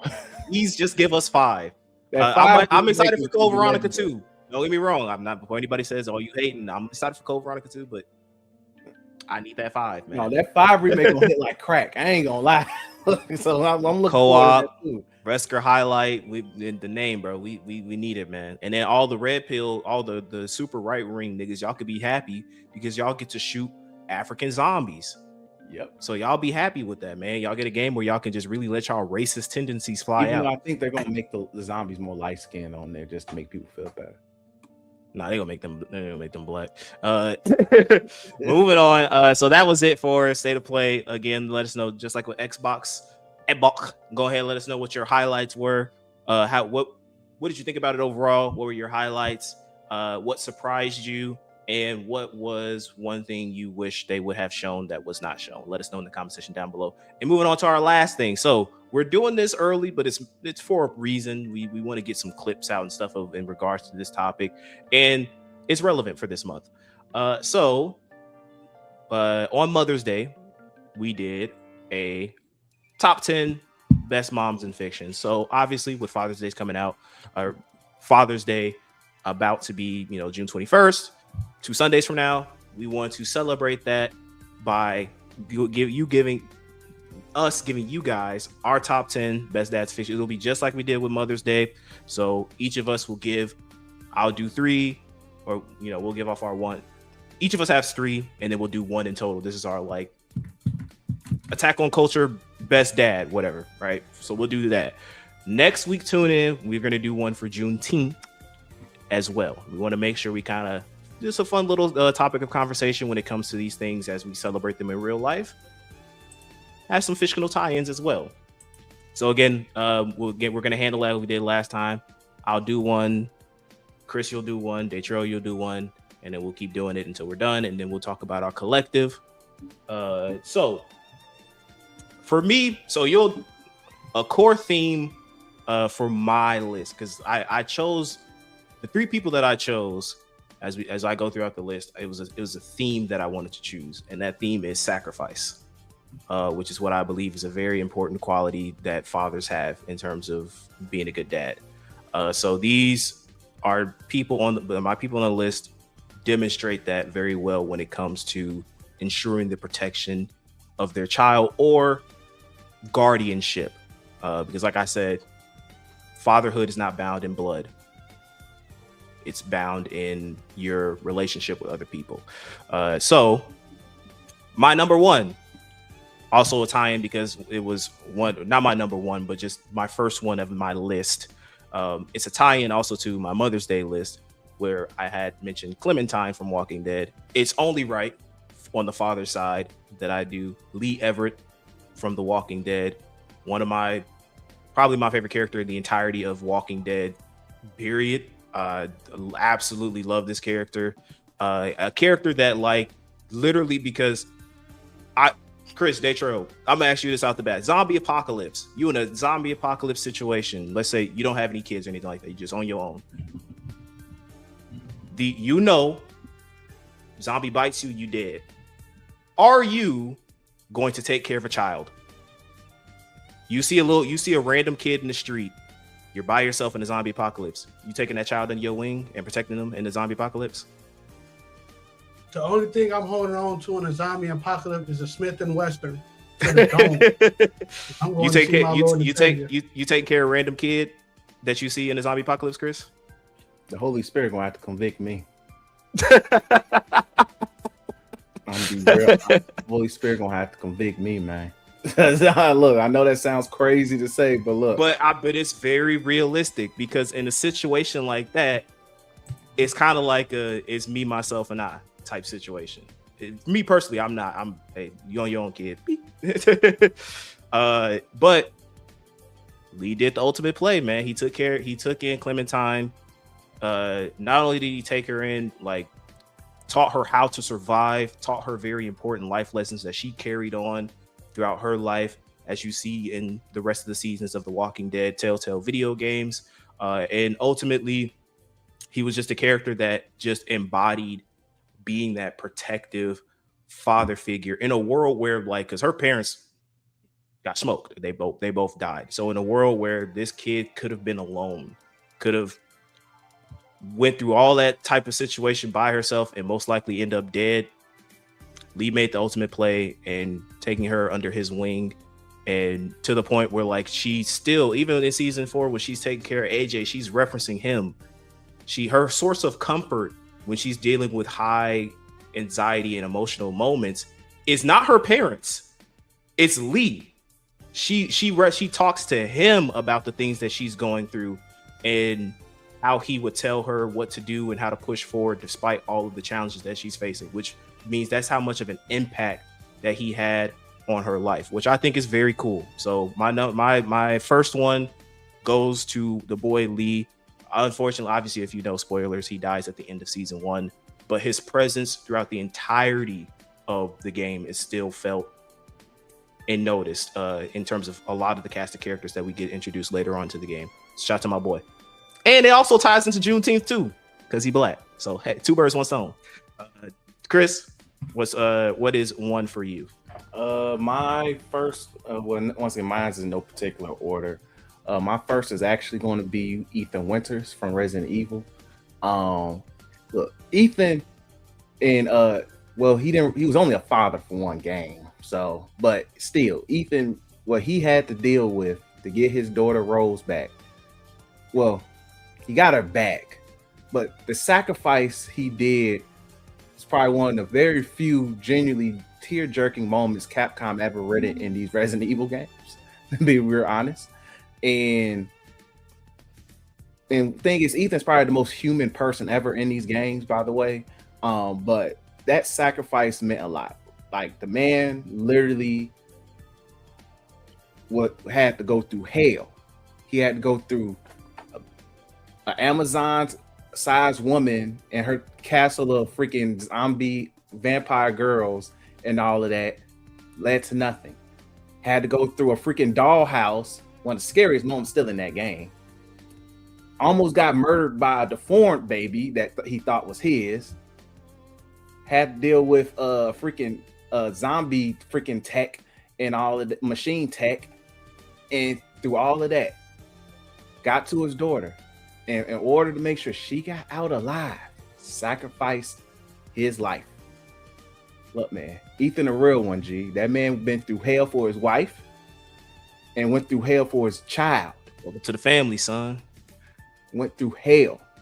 That's what a real father should do in these situations for their blood. Shout out to him. Shout out Ethan. You're a real one, G. Once again, we're never gonna get a well-written human-based character like this ever again. Because look, you guys say y'all wanted Leon and Chris back. We getting it. But through all these, shout out to the Ethan. Funny thing is, you say Ethan is the most it's like Leon and Chris are humans, they just do inhuman stuff. Ethan is not human. he's a mold. He is a mold thing, but he's like the most he's like the most human person in the entire series. He's the most human because look, Leon and Chris at this point are superheroes. They're superheroes. They are superheroes in this universe, G. They do some of the craziest gun feats you ever see. So what we doing? All right, and Daytrail, what is one of your best dads in fiction? One of my best dads in fiction is probably somebody nobody will ever hear for celebration of Father's Day, but that goes to Sam Porter Bridges. Shout out to my nigga Hideo Kojima. I'm sorry we didn't see a game from you this year. I'm sorry you didn't get your game award, but just know they trail love Death Stranding 1 and 2. Sam Porter Bridges, what can I say? I think one of the greatest dynamics you can have with a father is the dynamic you have with his child. And though the story around Lou is very, very, very, very convoluted, and I'm not going to stick there today. But Sam didn't know who that baby was or who that baby came from, but he took care of that baby like it was on. One, his name's the little nigga Lou, and it came out of absolutely nowhere. And he loved that child. He held on to that child until we got to the second game in which Lou died. Lou dead. But his love for that child is so large that when he looked down, he see baby Lou right there with him. Very, very great father. He don't have that many words of encouragement, not that many words of empowerment. When you look at a father, one thing you need is protection. And that man, Sam, will protect Lou. So shout out to my man, Sam Porter Bridges, the realest repatriate known to man. If you haven't played Death Stranding 2, this is your plug to play Death Stranding 2. I'm pretty sure it's on sale somewhere. Lock in. I'm not playing because you spoiled that the baby dies. Oh God! I thought you got to at least that part. I'm joking. I know it. I know he died. I was like, dude, my bad. You forget about it. All right. So another one on my list. I'm gonna try to see if I pronounce his name. Ludger Will Kresnick. This is a deep reach. I had to really think on this one. This is from Tales of Xillia 2. The Tales of series is a series in Bandai Namco. Very great kind of action RPG series. Highly recommended for people who like that type of genre of video games. But Tales of Xillia 2, the main protagonist, Ludger. So I'm not going to go too much to detail because like Daytrail said, in terms of what the whole thing, it is also very convoluted. Brief synopsis. Like I'm trying to keep it very vague and brief. Essentially, the main character wants to be this like secret agent in this universe. He's not able to do it because of some conspiracy stuff that his brother is involved in. Again, it's a whole bag of barrels with that. But essentially, the protagonist from the previous game, which is the first Tales of Xillia game, contacts him because of some work or something like that. They go to a train station where they see this girl. Now, this girl, spoiler alert too, because they just remastered the first game, I think earlier on this year. I'm going to assume that they're going to remaster Tales of Xillia 2 eventually. So this is spoilers if you played that game and you don't want to get spoiled on, but essentially that little girl is his daughter from a different timeline in the future. At the moment, he doesn't know that, but that's like super in-game stuff. Essentially, shenanigans happens where like they have to correct timelines because they're blending into the main timeline and making things out of proportion. He has this power that he uses to do that, but towards the end of the game, he finds out that power is at the expense of the little girl's life. So every time he uses that power, she's like close to death, or she's close to being erased from time, like she's erased from existence. So at the end of the game, there's multiple endings you can choose from, but the canon ending is essentially he sacrifices himself by becoming like the primary catalyst for all the time shenanigans that are happening in order to protect her so that she can live on to the future. Bear in mind that this isn't like, it's his daughter from a different timeline from the future. So it's not necessarily even like his own timeline. This is his daughter, but he's still, throughout the game, he protects her. They take care of each other. They have very great bonding moments. It's like a brother, sister, father, daughter type of relationship. It's very cute, and I like it. It's one of the core themes of this game is the bond between family is a big thing in that game, and it shows in a lot of aspects. But the ending, very sad situation when he does it, but he did it because he wanted to protect her and ensure that she lives on, and she honors that because there's this theme song that's tied to his family that she, at the end of the game, you see a cutscene. She's dressed similarly to him. He gives her a pocket watch, and she's humming the song that he taught her, meaning that, you know, he's living on through her. So shout out to Luger. Again, it's a lot. That game is very, very deep and complex. I'm just trying to present it at a surface level for the point of this conversation, but I highly recommend you check it out if you want to get a good action RPG under your belt. Chris, what is your second one? So my second one, we're going to enter anime world with this one. My boy Joichiro from Food Wars. So, unlike most anime dads, they're not prevalent in their main character's life at all. So Joichiro is the main character's son from Food Wars. He taught him how to cook, all of that. The mom died, I believe, early on, like very early. But I was wondering if that's the main character's dad. Yeah, that's the main character's father. Yeah. So the main character's mom, she passed.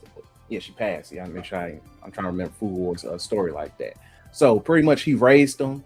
Didn't even force him to. And Joichiro is one of the greatest cooks ever in this universe. He's pretty much God tier cook on this universe, by the way.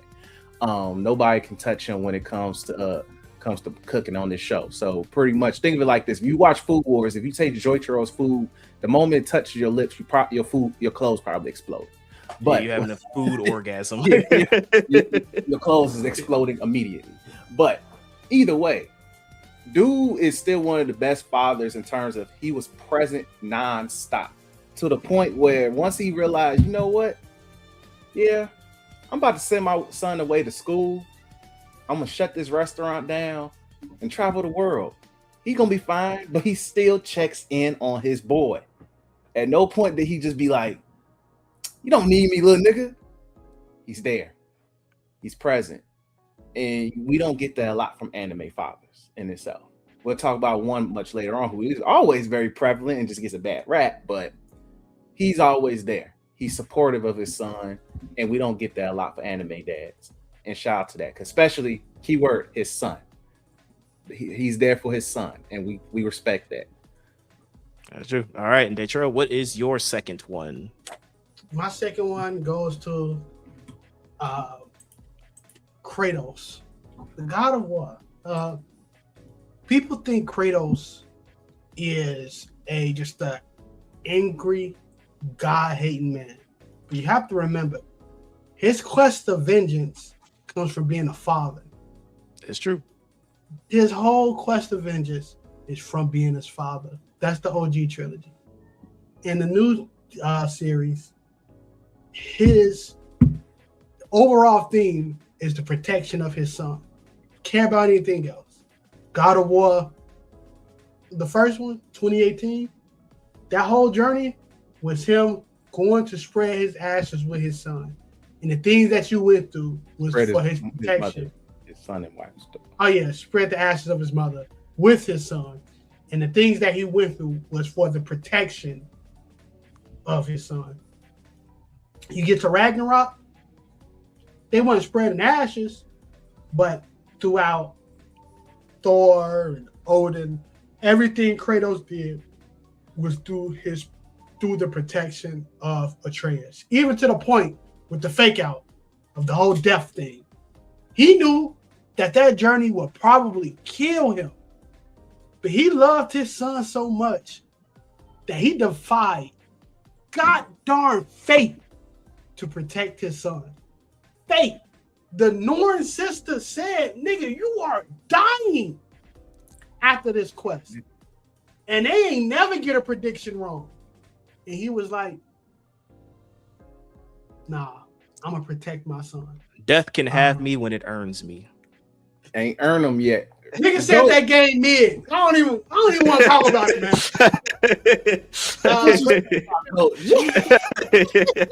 You look at those, very stoic father types. Kratos is up there, and he gave gems to his son, especially in the first game. Oh yeah, he has so many good lessons for Atreus. Yeah, he showed Atreus that even though you're a god, there's still responsibilities of becoming a god.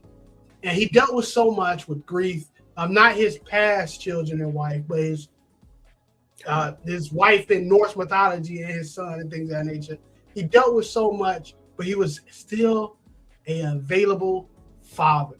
There's niggas who quit fatherhood for less, okay? And he was still an available father. And it doesn't get talked about as much as it should of him being a great father.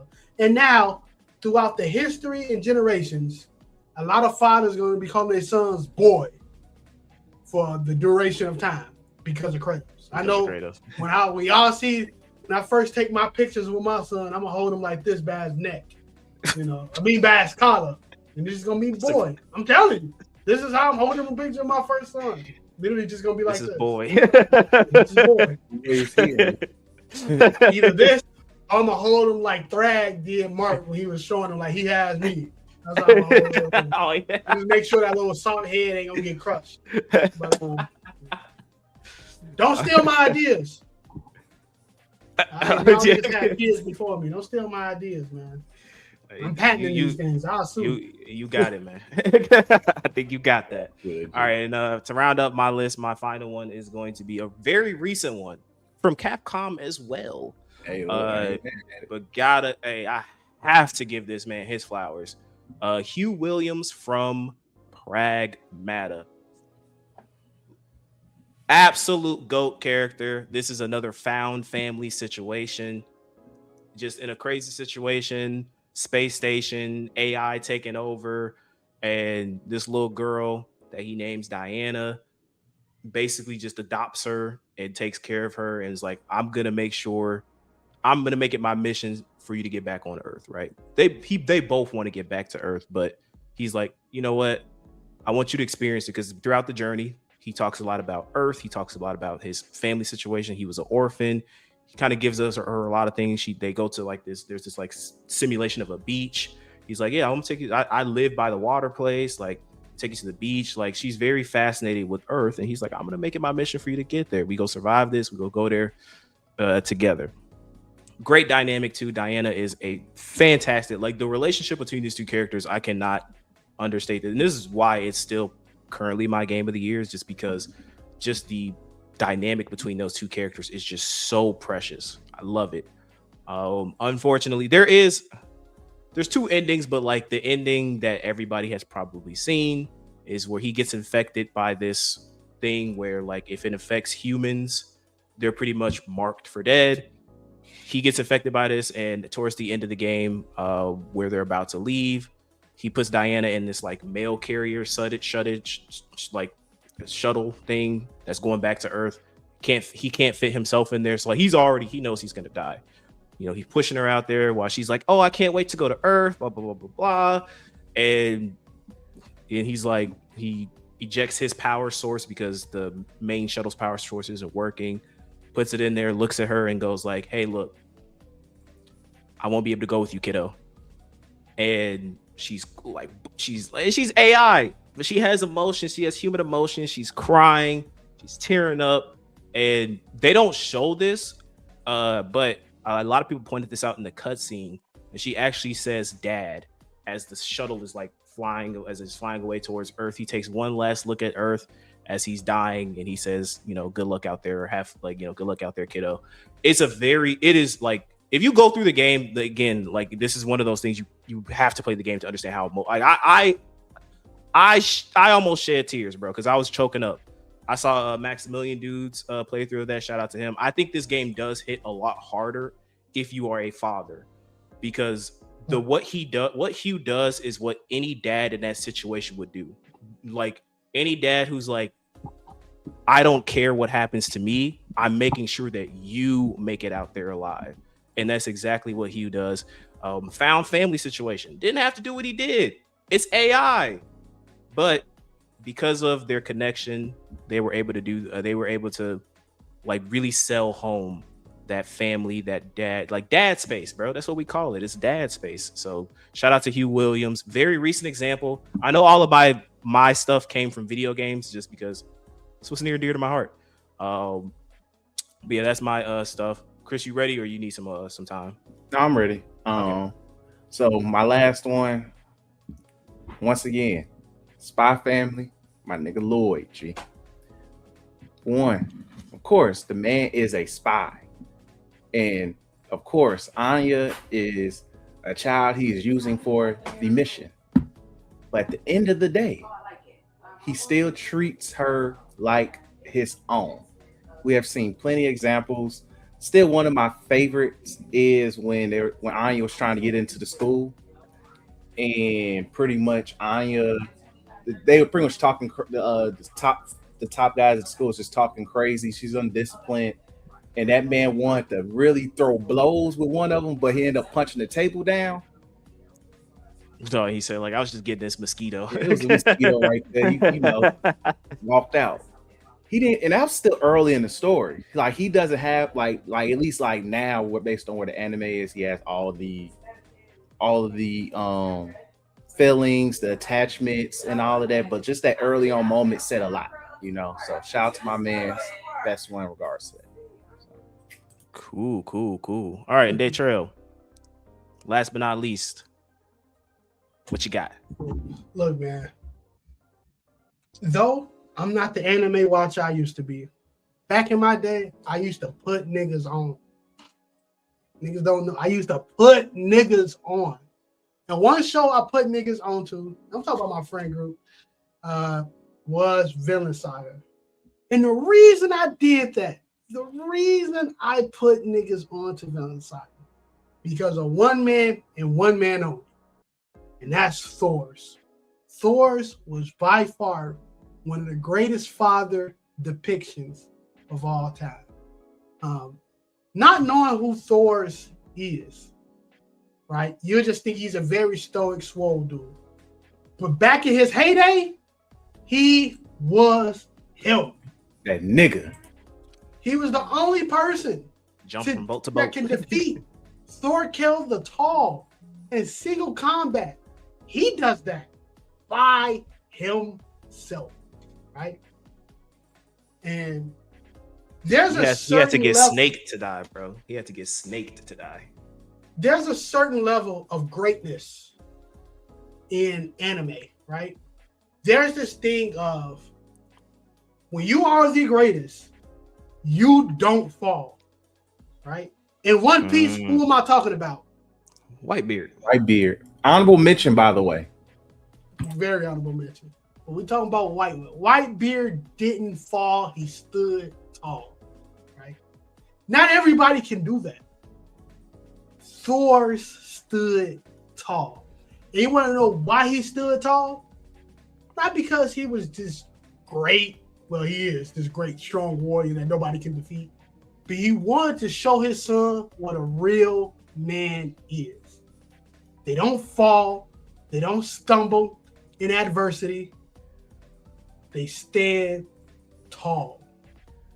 And though his son turned into King Von because of that, he was molded into be King Von more than anything. Who trained Thorkel? Himself.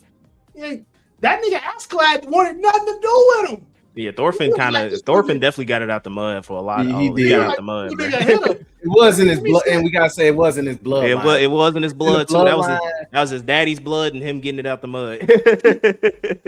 But Thorfinn turned to a hitter. But you know what made Thorfinn realize this ain't the life for me? His When he dad thought about his father. post real nigga war man thought about his dad.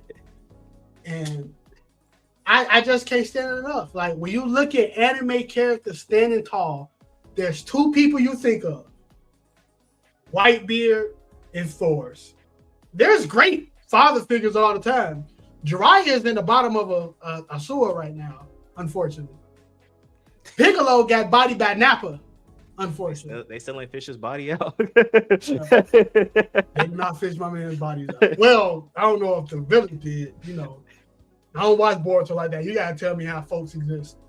But Thor's and Whitebeard are the two we talk about. Honorable mention, shout out to my nigga Haynes. He just loved his kid, Full Metal Alchemist. He loved his daughter so much.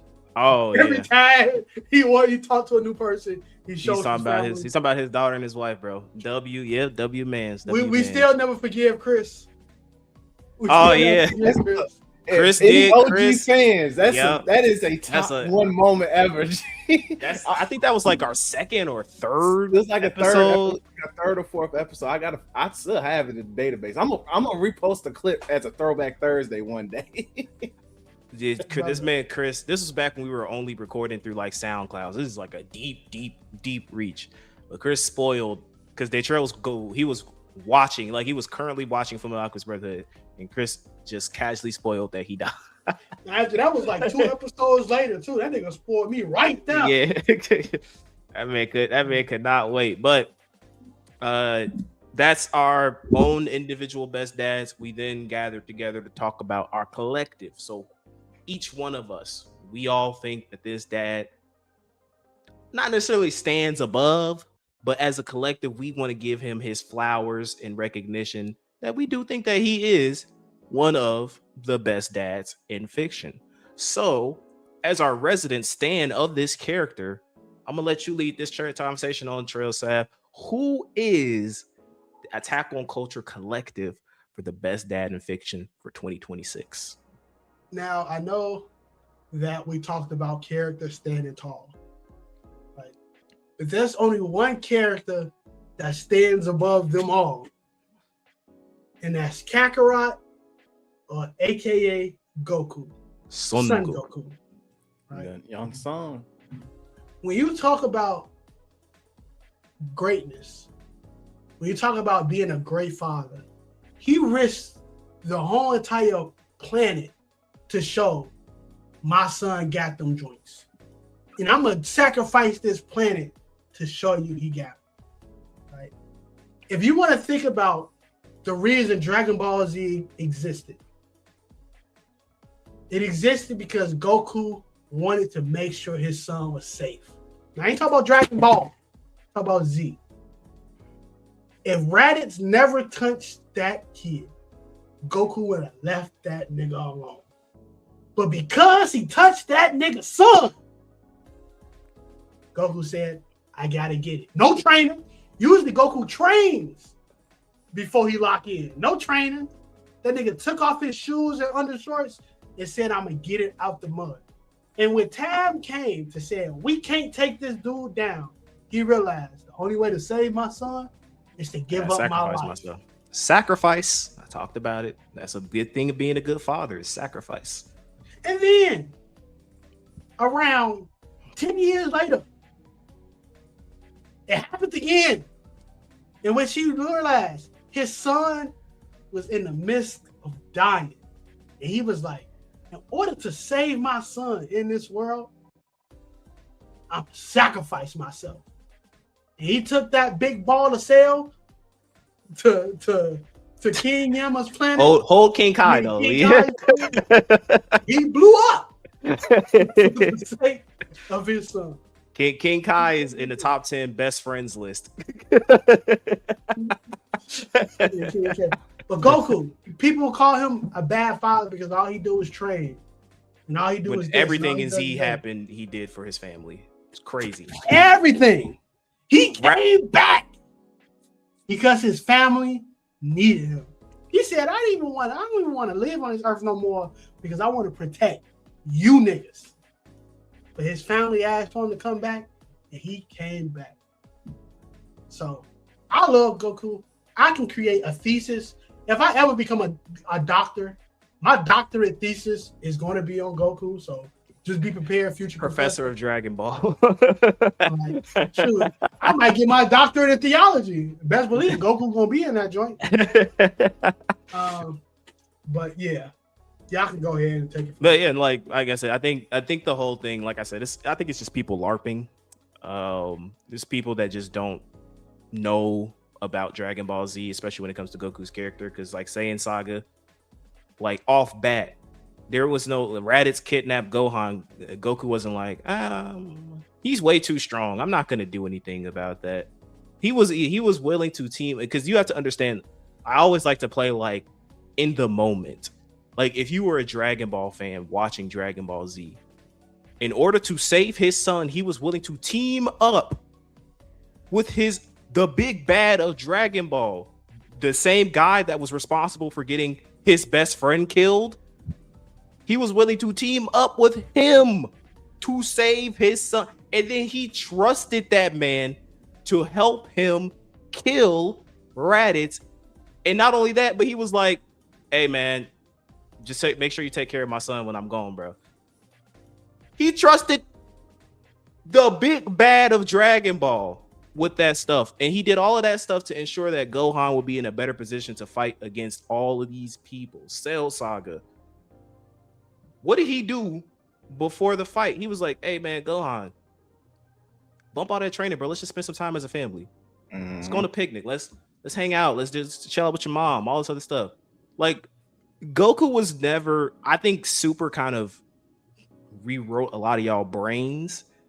And again, I do think it's also abridged a little bit. Yeah, abridged, and I'll also say, yeah, definitely abridged, and a little bit of some bad writing in Super. Admittedly, Super kind of had some dumb writing when it came to Goku's character. Abridged. But when it comes to Z, Goku cared about his family. First and foremost, he always cared about his family. He was a good father. And I know a lot of y'all people are going to say, but what about Vegeta? Vegeta's good dad too. He's just not on Goku's level. He had to learn, shoot, but he had to learn off Goku. I can tell you this. I can tell you this off bat. Goku didn't sell his soul because he wanted to glaze a dead nigga to fight him. Because it was only 24 hours for him to fight him. So he sacrificed himself, killed innocent bystanders. And then when he was about to die, or when, the big bad came out and he had to make a sacrifice play, which led to nothing, by the way. I know y'all niggas love Glaze and Majin Vegeta. I'm going to tell you this right now. Goku's a good father. Let me get my tangent out the way. Majin Vegeta is a trash character. I don't care what anybody say. Y'all glaze him because y'all like the design, because y'all are edgy high school boys when y'all watch this shit. And yes, that design is tough, but he had no points on the board. He sacrificed his soul for nothing. And this nigga had the nerve, and then he had the nerve to ask Piccolo, where am I going? He's like, nigga, you going straight to hell. Hey. You going straight to hell. This is one way, like, if I think people, like, as adults, Vegeta just had the speeches that you go, you know what, that's a great speech a father would say. But at the same time, it's the moments that Goku has the moments. That's what it's like. Bro, action. This nigga Vegeta, before he went to go fight Fat Boo, said, Trunks, I've never hugged you before, son. Come here. That's kind of insane. That was insane. Like, come on, it's levels to this, man. I know I don't want to turn this to some Goku versus Vegeta stuff, but y'all niggas dick ride Vegeta too much in regards to certain aspects, and I know y'all don't watch the show like I do. Goku is a great father. I'm gonna stop it right there.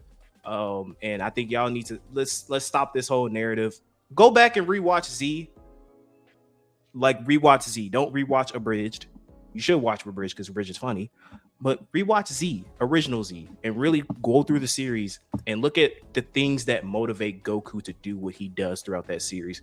And then at the end of that, you tell me if he's a bad father or not. Chris, you go ahead and end things off. Just to wrap it up, Goku, like, of course, it's funny to make the joke because of certain things. The one big thing, of course, is the sensu bean. Other than that, there's nothing really heinous on Goku's father resume. If we really look at it, as you guys brought up the Saiyan Saga, on point. One of his motivating factors to getting to Namek. Let me get my son. Rescue his son, and revive his dead friends from the Saiyan Saga. Yes. Let me get to my son. Let me make sure my best friend doesn't die for the third time at that point. Let me make sure my son and my best friend is cool. Let me literally, even when Frieza came back and smoked Krillin, we thought Piccolo was a pack. He told Gohan to leave. The moment that Frieza was about to kill Gohan, Goku was like, "Oh hell no!" Different mood at that point. It was like a whole different. Like, hey, I will rip your goddamn hands out of socket, G.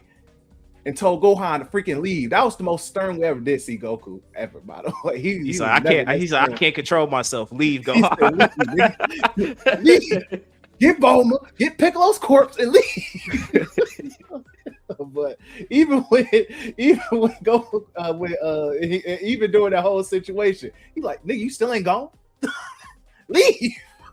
That's the most stern we ever see Goku as a father. But still, we've seen it in all levels. Then, of course, the Cell Saga, where it's more like, "Hey, I see the potential in my boy. He can whoop this nigga ass." It was a passing of the torch. Legit, a passing of the torch. And then just the Boo Saga was more of a case of, okay, maybe I am giving this nigga a little too much credit. I gotta still show him dad still got the juice a little bit. but still, it goes back to this man is a good father. He believes in his son. He even believed in Goten. Yeah, he taught. Yeah, before he was like, "I'm gonna teach you in Trunks. I'm gonna have to leave it up to y'all, man. I'm gonna teach y'all how to do got this." The juice, man. Look, I gotta play Uncle Father real quick with this little nigga, but at the same time, your daddy dead because he's stupid. He's the short time he had with Goten on Z, still a good example. Even in Super, the moments he had with Goten is pretty much him like, shit, I can actually raise this little nigga without having to fight to save the earth. That was the joy he probably had as a father in those little like funny, quirky moments with him and Goten and Super. So you can't tell me he's not a horrible father. The only bad thing is the sensu bean. That is the one grave L. The one grave L. Some people say, and they low key they try to rewrite that out the history of Dragon Ball Z. This whole sensu bean moment. I'm sorry, that is the one big L. But at the same time, because they didn't show that in the Kakarot in the Dragon Ball Z game in Kakarot, Goku does not give Cell sensu bean. No, he threw that fastball to that nigga. But that's the one grave L. But even then, it was more because I believe my son, and I don't want him to I ain't gonna let him just get no benefits out here. You gotta get out the mud too. And look, pretty much did majority of the way. So look, you can't knock the man. He is arguably the GOAT anime dad, GOAT father in fiction as a whole, if you want to give credit where credit is due. So yeah, and we stand by that. 10 toes down. Argue with your moms. 10 toes down. Yeah, go ahead and put your stuff in the comments and all of that, and I'm gonna sit there and argue with you guys using the original Japanese dub and the dialogue. Let me adjust my glasses for this. Well, actually, if you look, shut your lame ass up. So, with all that being said, guys, you let us know who you believe are some top dads in fiction as we gear up towards Father's Day later on this month. Also, as a prelude, let us know some Black characters in fiction that you'd like to highlight or that you'd like to be highlighted for Juneteenth that is upcoming next week. So, with all that being said, guys, thank you so much. If you stuck around for the whole thing, I'm talking to you. You a real one, and I highly appreciate it. Just support and love y'all have been showing to Attack of Culture again. Also, on the clip side, TikTok, Instagram, Facebook, you name it. Thank y'all so much. YouTube Shorts. Again, we're trying to up the quality. There's a lot of things coming down the pipeline as we continue to build this brand, build this podcast, build this community. So keep rocking with us, y'all. And we go keep rocking with y'all and continue to produce this content. So all that being said, guys, tune in to next week. One of the things we're going to be talking about is, again, we'll be doing something similar with Juneteenth, so we're going to be celebrating Black characters in fiction and giving some highlights to those. So hopefully you guys looking forward to that, along with whatever gaming news and things that are going to happen down the pipeline potentially. So stay tuned for that. With all that being said, guys, enjoy the rest of your day. God bless. See you next time.